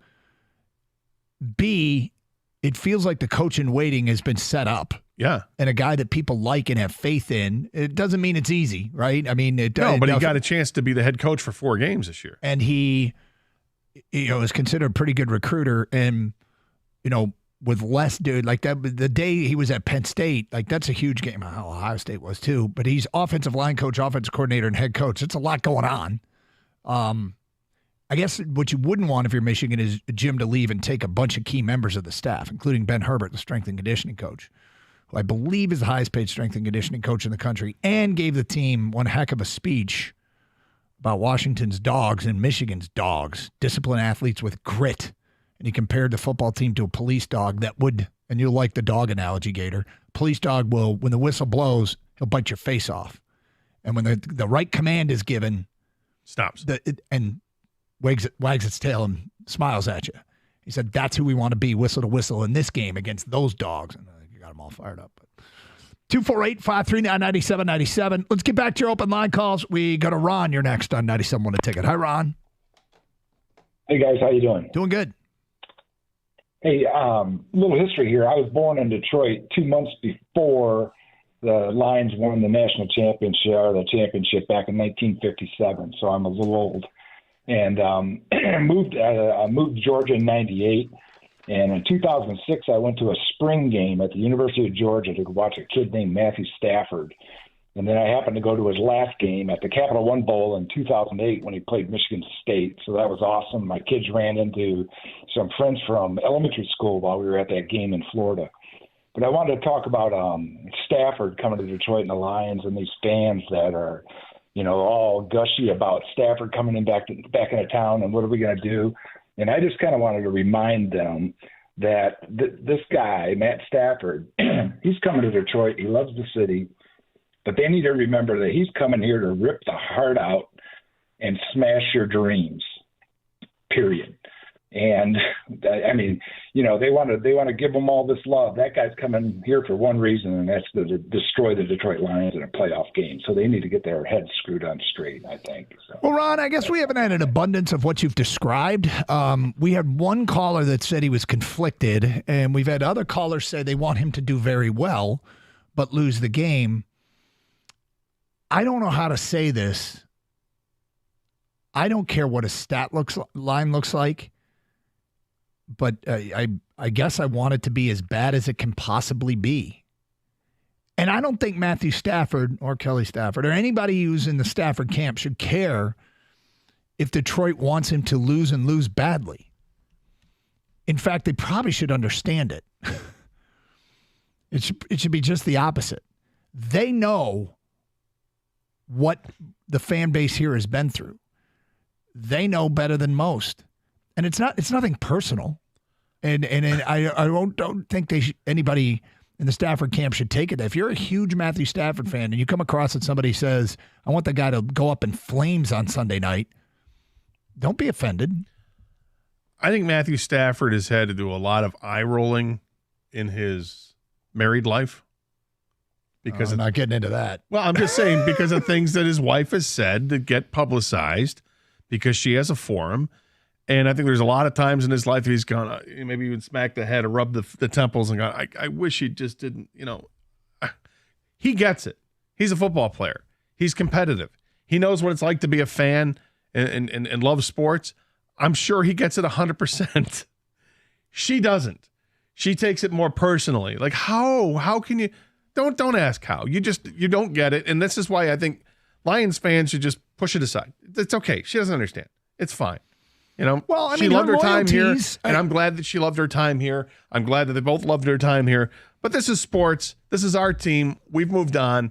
It's a chance to come full circle, bury it, and move on, and hopefully you come away with a win, and the Lions can move on to round 2, and we can focus on if they're taking on Dallas or whomever. Her loyalties are to her husband. Mm-hmm. She shouldn't be mad if someone else's loyalties are to their team. Correct. That's the relationship we are still in. We here in Detroit are still in a relationship with our team, not the former quarterback. That relationship's over. And whether you love that relationship or hated that relationship, and I think there were plenty in both camps, that relationship's over. And, they say love the one you're with, Gator. Love the one you're with. Well, at least Crosby, Stills, Nash. 248-539-9797. Let's go to Floyd next on 97.1 The Ticket. Hi, Floyd. Hi, guys. How you doing? Great, hi, Floyd. I've heard a lot of talk about Jim Harbaugh going to the pros, but I don't think so. When you think about it, this gentleman has taken like the last 4 or 5 years to build the best program in the country. Michigan's program right now is the best college program. It's on top of the SEC, finally. Jim's the new king of college football. Now, why would he flip to go back and start all over again from scratch at the age of 60, be on the road constantly every weekend when he's got it made right here in Michigan? You ever chased a dream, Floyd? Of course. Okay, well, he came so close to achieving that dream of being a Super Bowl champion as a coach when he went against his brother in New Orleans, and he fell short of it. and then ended up a couple of years later going into the college football world. Now he's conquered the college football game with winning a national championship. I mean, why wouldn't you want to go back and have an opportunity to win a Super Bowl championship and achieve that dream? Yeah, he's built it back up at Michigan. There's no question about it. And this year, they were the best team in college football, and he's got the national championship. And it's going to be tough to repeat. It always is. It's going to be tough to stay on top. It always is. And there's an allure to that, to try to stay there. But there's also a lure to finish what you started in San Francisco. But think about this, though, Gator. He's the new king of college football. He is right now, but there's also a lot of uncertainty with what's going on. Michigan's going to replace Alabama. Well, Floyd, Michigan. Let's slow down, Floyd. Floyd, they still have to deal with the NCAA. All right, there's stuff that could come down that could really be troublesome to University of Michigan, troublesome to Jim Harbaugh. Can't ignore that side of it either. I think what he did this year is fantastic. In the second half of the season, after it was all exposed, what'd they do? They ran the table. Yep. And they did it against Penn State, embarrassed. They beat Ohio State. They won the Big Ten championship, and it wasn't even close against Iowa. Then they go to the college football playoff, and everybody thought not going to get it done against Alabama. They did get it done against Alabama, while taking on an undefeated Washington team and spanked them in the national championship game. All that after the fact. Okay, it's really good for them, but to assume that you're going to stay there. I think that's everybody a who wins a title thinks they're going to stay there. Of course. Right? Everybody who gets to the top. Now, we're just going to reload. In college football, there's been like these cycles where Florida State ran college football, Miami ran college football, USC ran college football, Alabama has been running college football, Georgia kind of I would say right now most people think Georgia is running college football. Now, by running college football doesn't mean you win every title. It means you are in the mix every single year and you're winning multiple titles. Michigan is set up to maybe be that. They've done the first part, but I wouldn't say they're the king of college football. Like Alabama, they're replacing Alabama until they win another one in a short span of time, and are set up to be in the mix every single year, which they may do. No, Michigan's Ohio State right now. They're in the same category, the same camp. They both get to multiple college football playoff appearances. They both have a national championship in this format. And now the format's going to change again. And if Jim Harbaugh has personal goals, and you said in the NFL you go on the road every week. You're on the road in college football recruiting a lot more than you're on the road in the NFL as a coach. Different job. Just in terms of the job at 60. If you're getting older, I mean, being an NFL head coach, but you don't have to deal with that recruiting part of it. That drives a lot of people away from the college game. So he may want to go pursue that. And if he does, more power to him. Like, have him do what he wants to do. But, if people are different, people have different goals, and that's perfectly okay. I mean, I'll say this. If you don't think he's entertaining the thought, then I think you're crazy. Because it would be real easy for him to say immediately after the game, I can't wait to bring this team back next year and we repeat as champions. I think if he does stay, the one thing that Michigan fans would love for him to stay is I have signed a new contract that is binding, and I'm not going anywhere. I'm going to retire as the Michigan coach.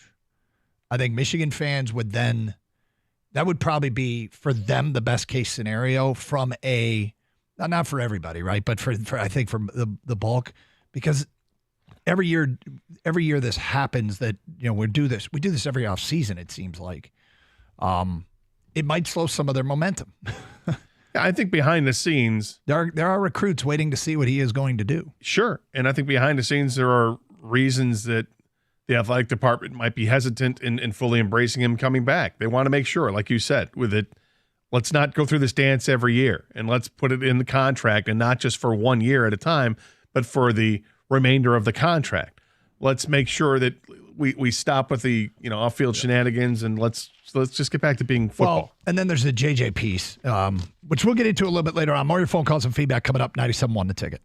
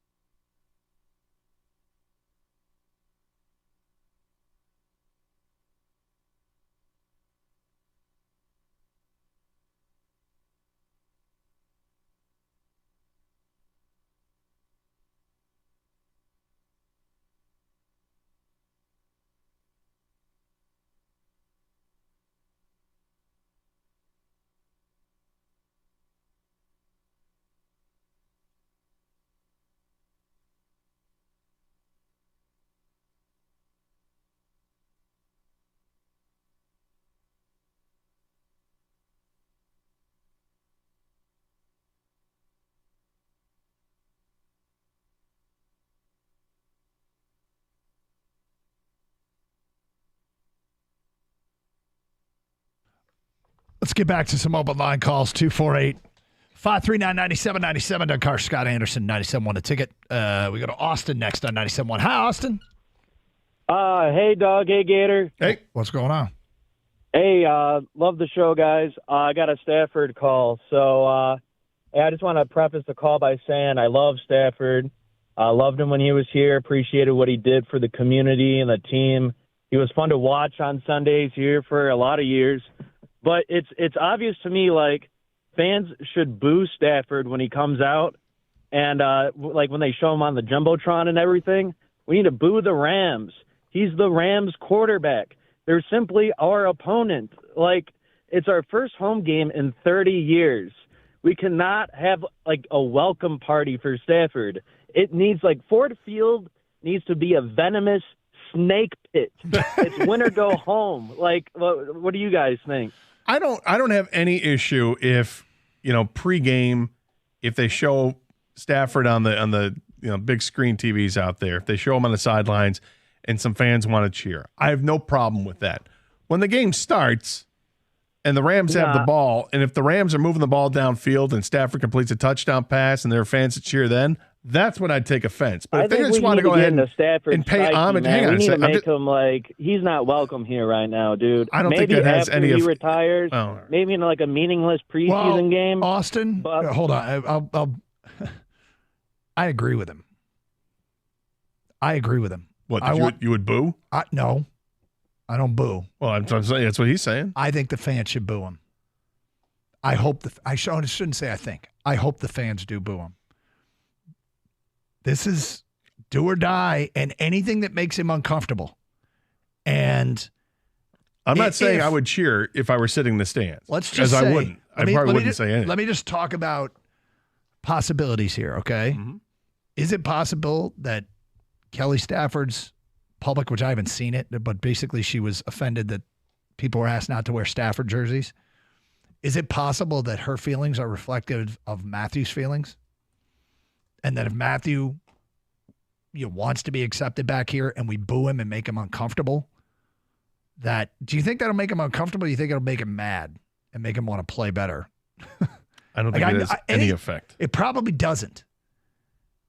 But I think a loud chorus of boos, I mean, I'm saying this because this is how it would make me feel. It would make me feel bad. But I'm not the strongest mental giant you've ever come across. But if in a professional athlete, look, I know that would bother me, right? But I'm not. There's a variety of reasons that I had a ceiling as an athlete, but I didn't deal with pressure great, and I know it. And so, in a case of Matthew Stafford, anything you can to throw him off his game, I don't care. I think it probably is more beneficial to boo him every time he's on the big screen or his name is said. I might be wrong. If it has no effect, then it doesn't hurt. I think that there will be plenty of people that will boo him. I'm saying all I said was I don't have a problem if a fan wants to before the game. If they show him on the big screen, if a fan wants to cheer and show their appreciation for what he meant to them when he was in town, that's fine. I don't care. But when the game starts, I sure hope that if they were to show him on the screen or if they have any success on the field, that you don't hear that reflected by cheers from the crowd.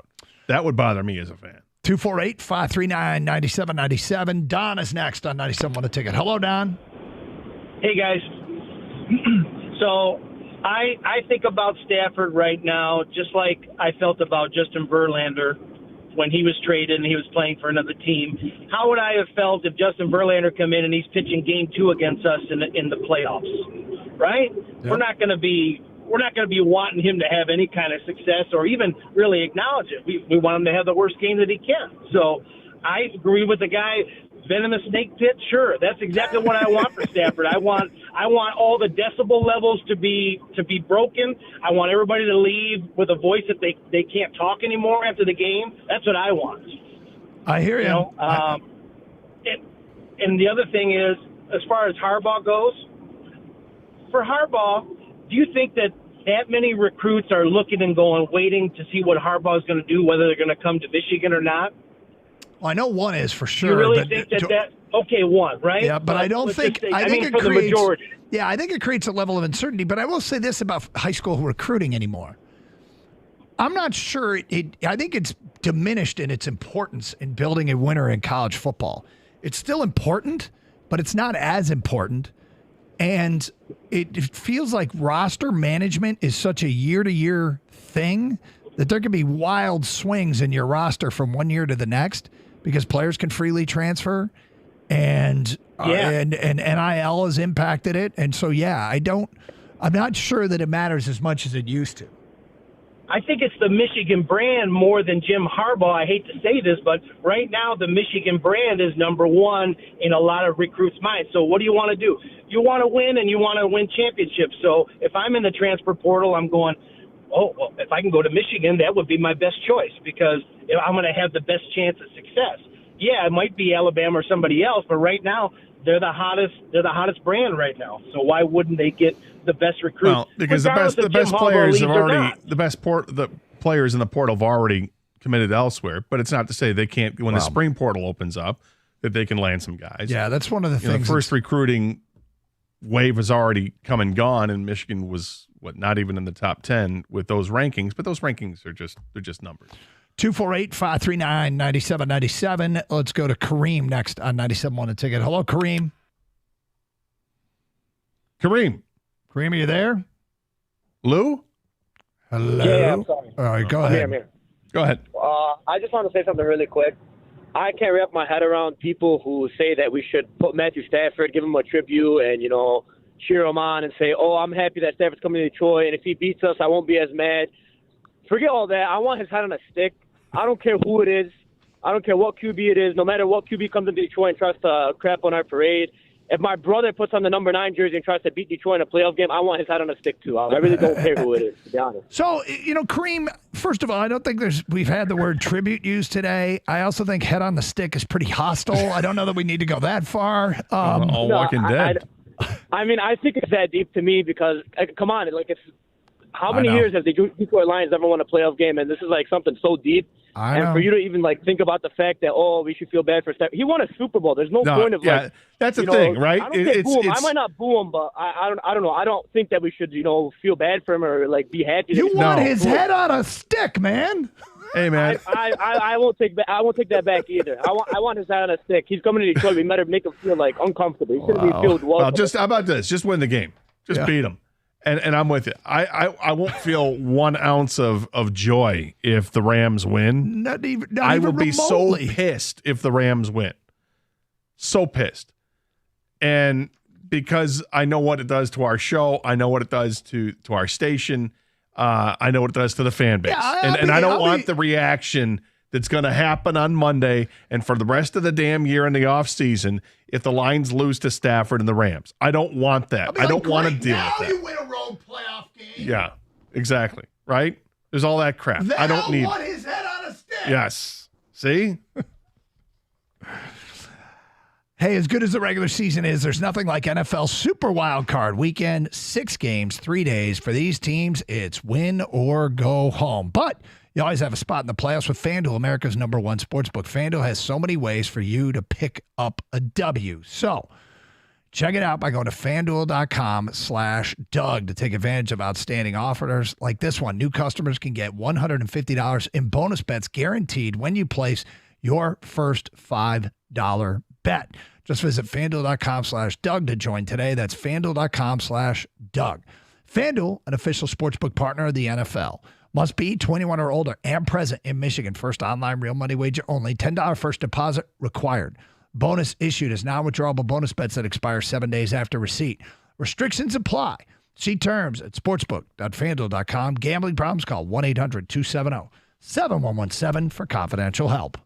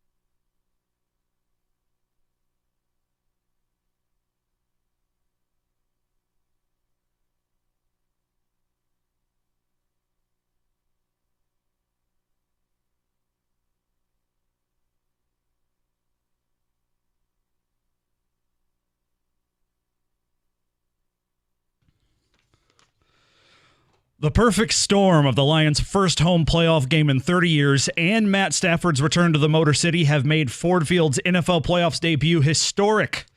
The average ticket price for Lions-Rams on the secondary market as of Wednesday afternoon, $801. Good for the most expensive ever in the wild card round, that according to TickPick.com. It's more than double the previous high water mark set last year by Bucks and Cowboys at just under $400.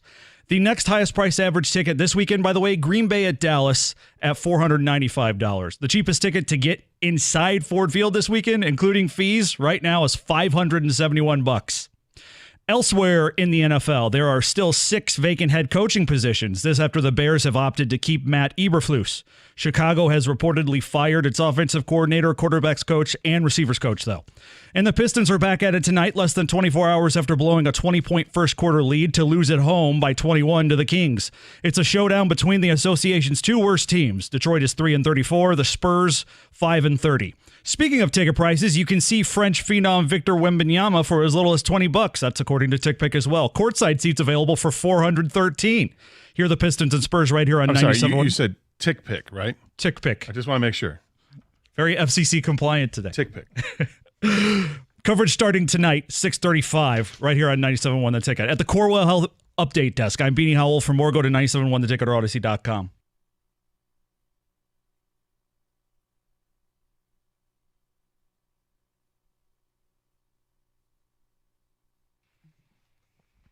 All right, Carson Anderson, 97.1 The Ticket, open lines, 248-539-9797. Let's get back to your open line calls. We go to Michael next on 97.1. Hi, Michael. Hey, what's up? Long-time listener, first-time caller. Appreciate it. So I just want to say, since that I'm the grandson of a devout Michigan fan and a Michigan alum, that I am just overjoyed to see Michigan win the national championships. I mean, that's the first time my Generation Z has ever seen that, and it's very important that I salute Pete Jr., hail to the victors, and, celebrate this moment, because I know you've probably seen it happen before, but I haven't, so... Yeah, it happened after the 97 season. The guy I work with, John Jansen, was on that team. It's funny because, part of this is, I don't expect everybody to love it, and that's fine, but part of this is the breaking through for a Big Ten team and for somebody other than the SEC. But I also look at the fact that Washington was there and wonder how much of this is a product of the new college football dynamic. Like, I think maybe the SEC's clamps on college football at the top are starting to loosen a little bit because the great equalizers out there like NIL and transfer portal. And for Michigan fans, I think Michigan fans never thought they'd see this day. I think they never thought that they would ever be able to say they have the best team in college football. They don't recruit quite like some of the big boys do. They recruit well, but not at the Alabama, Ohio State level. And we talked about it yesterday. Is the dynamic of recruiting your own with NIL working for them, that they'll take their 3 and 4 stars at 21 and 22 years old and put them up against your 5 stars at 18, 19 years old? Or is this just kind of a one-off? Because the 5 stars played important roles for Michigan. I mean, J.J. McCarthy, Will Johnson played a really important role. Yeah, and they also hit the portal with offensive line help that did a great job for them over the last couple of years. They do it all around. And then you look at the recruiting. Best players on their team in the national championship game were sophomores. Yep. So none of them are 5 stars. Yeah, and except for Will Johnson. But that's true. The 2 defensive linemen, those guys are true sophomores. Colston Loveland wasn't a 5-star. Yeah. Mikey Sainristel was far from it. 248, but he's not a sophomore. 248-539-9797. Al is next on 97.1. Hi, Al. How you doing, Doug and Gator? Doing good. All right. I want the Detroit Lions defense to retire Matthew Stafford at Ford Field on Saturday. I want him to be like, after he gets hit so many times and he sees ghosts and he's seeing blue and silver in his face constantly, that he's going to have shell shock like Derek Carr, or not Derek Carr, his brother. Like, he'll never ever he'll be so shell-shocked that he will have to retire. Like, he's done. I retire. I'm done. You want it to be an exceedingly rough day for him. Yes, I want what Penix experienced from the Michigan defense, where he's holding his ribs. I mean, I kind of want to kill the guy. I don't want to. I was about to say, you're not rooting for a career-ending injury here. No, you're just I just want his brain just to be in such a shock that he's like, you know what? I got my $1 million. I bought my $29 million ranch. I'm done, and I'm going to go off. I got my Super Bowl, and I'm done. And then the Rams can start over. The Lions could officially shut that door, so we don't have to talk about Matthew Stark coming to town or doing something that's going to make us mad. Like, Matthew Stark won a Super Bowl in 2 years, and if he beats us and he goes on and wins a Super Bowl, we'll implode as a Detroit fans. Look, I think it'll be awesome if part of what you have to say it comes true or all of it, whatever. But I mean, if Stafford after the game goes, yeah, that wasn't good. I think it'd be awesome. I agree. Microphones in his face, cameras in his face. What happened out there, Matt? I don't know. I was getting attacked from all angles. We just didn't have it today. We didn't have any answers. We couldn't what they stop were doing them defensively. Yeah, I mean, I was on my back all day long. It's hard to play when you're, looking up at the roof tiles at Ford Field. 248-539-9797. Let's go to. It's like I never left. Let's go to Mike. You're next. Hi, Mike. Good afternoon, guys. How you doing? Doing good. So this is how I want my Detroit Lions fans to actually be. I want them to be like me. You wake up in the morning, you go on Kelly Stafford's Instagram, you start talking a bunch of crap, and then you get blocked. Then you go on Stafford's Instagram, you talk a bunch of crap, but he won't block me because he probably doesn't look at it. The fact that people are starting to say, even on social media, oh, Stafford's coming back. I love him. He was so awesome for us. I can't wait till he comes back. And if you're wearing a Stafford jersey to the game on Sunday, you're a Rams fan. It's pretty evident that you're just following Stafford for Stafford, and now he plays for the Rams. Stafford needs to go home in a body bag on Sunday. That's it. That's been. I don't understand the people that want to engage in social media with the actual people or their wives. Yeah. I don't understand that. I mean, I get that she exposes herself because she's going to say something out there. Doesn't mean you got to respond to it. I mean, I don't understand people like they can't wait. Well, here's they salivate at the moments to go ahead and go after somebody on social media. I don't understand. It doesn't interest me in the slightest. As he said, he wants people to wake up every day and go troll Kelly Stafford and get blocked. Now, he did reference something I hadn't given much thought to, and that was people on social media have gone to some extremes to talk about their love of Matthew Stafford. That's a lot different than our calls we've had on our show. We had one call that triggered everybody. One call that triggered everybody. A guy who said he was conflicted, kind of conflicted. It seems pretty simple to me, but then again, like I like to say, people are different, and it's okay. But it seems like this would be a pretty simple one. Lions, you want the Lions to win the damn game. I would hope. 248-539-9797. Dustin is next on 97.1 The Ticket. Hi, Dustin. Hey, guys. Good afternoon. Good afternoon to you. A couple things. I'll be there. This is a no-brainer. You boo. I defended him when he was here, but the simple fact is he's not a Lion now. Yep. We have waited 30 years for a home playoff game and single playoff win, and I am just not interested at all in coddling he or his wife's feelings. I want to make it uncomfortable. Amon Ra said, let's get it to a place in there where he can't even think. Yep. And that's the way everyone needs to be. I don't even understand how you could be conflicted liking him or not. If you're a Lions fan, it's about us. It's not about him at all. If I were the Lions, I wouldn't even put him on the screen. Don't even give the fans a chance to cheer. So what do you guys think? It's pretty simple to me. I'd more agree with you than disagree with you. And it isn't about him. It is about us. And we have an us to be maybe proud of. And an us, I'm already fired up that they won the division. But, let's go, man. It's time to make a postseason run. I've said it and earlier in the show, and I forget. realize everybody doesn't listen every second of every show. I feel like we just gotten into the NFL. Yeah.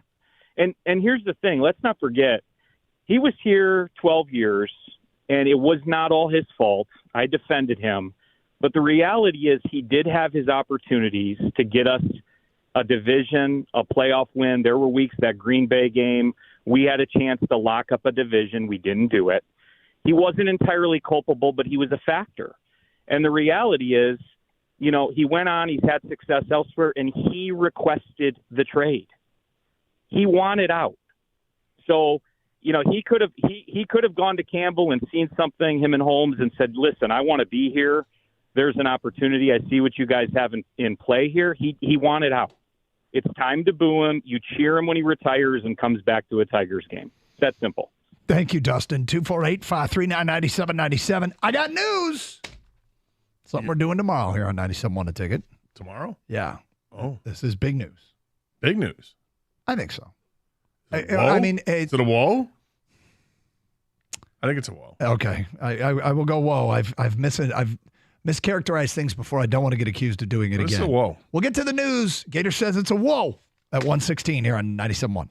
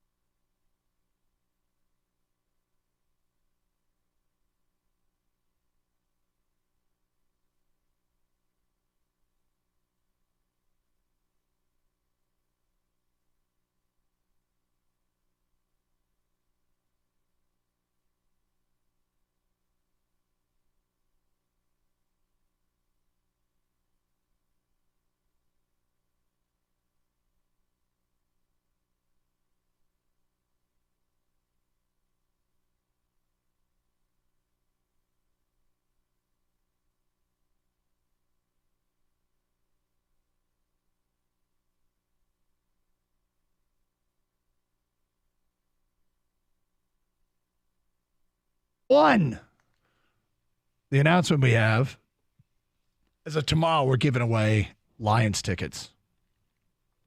Yep. We're giving away tickets to the playoff game. Wow. Yep. Whoa. Wow. Whoa.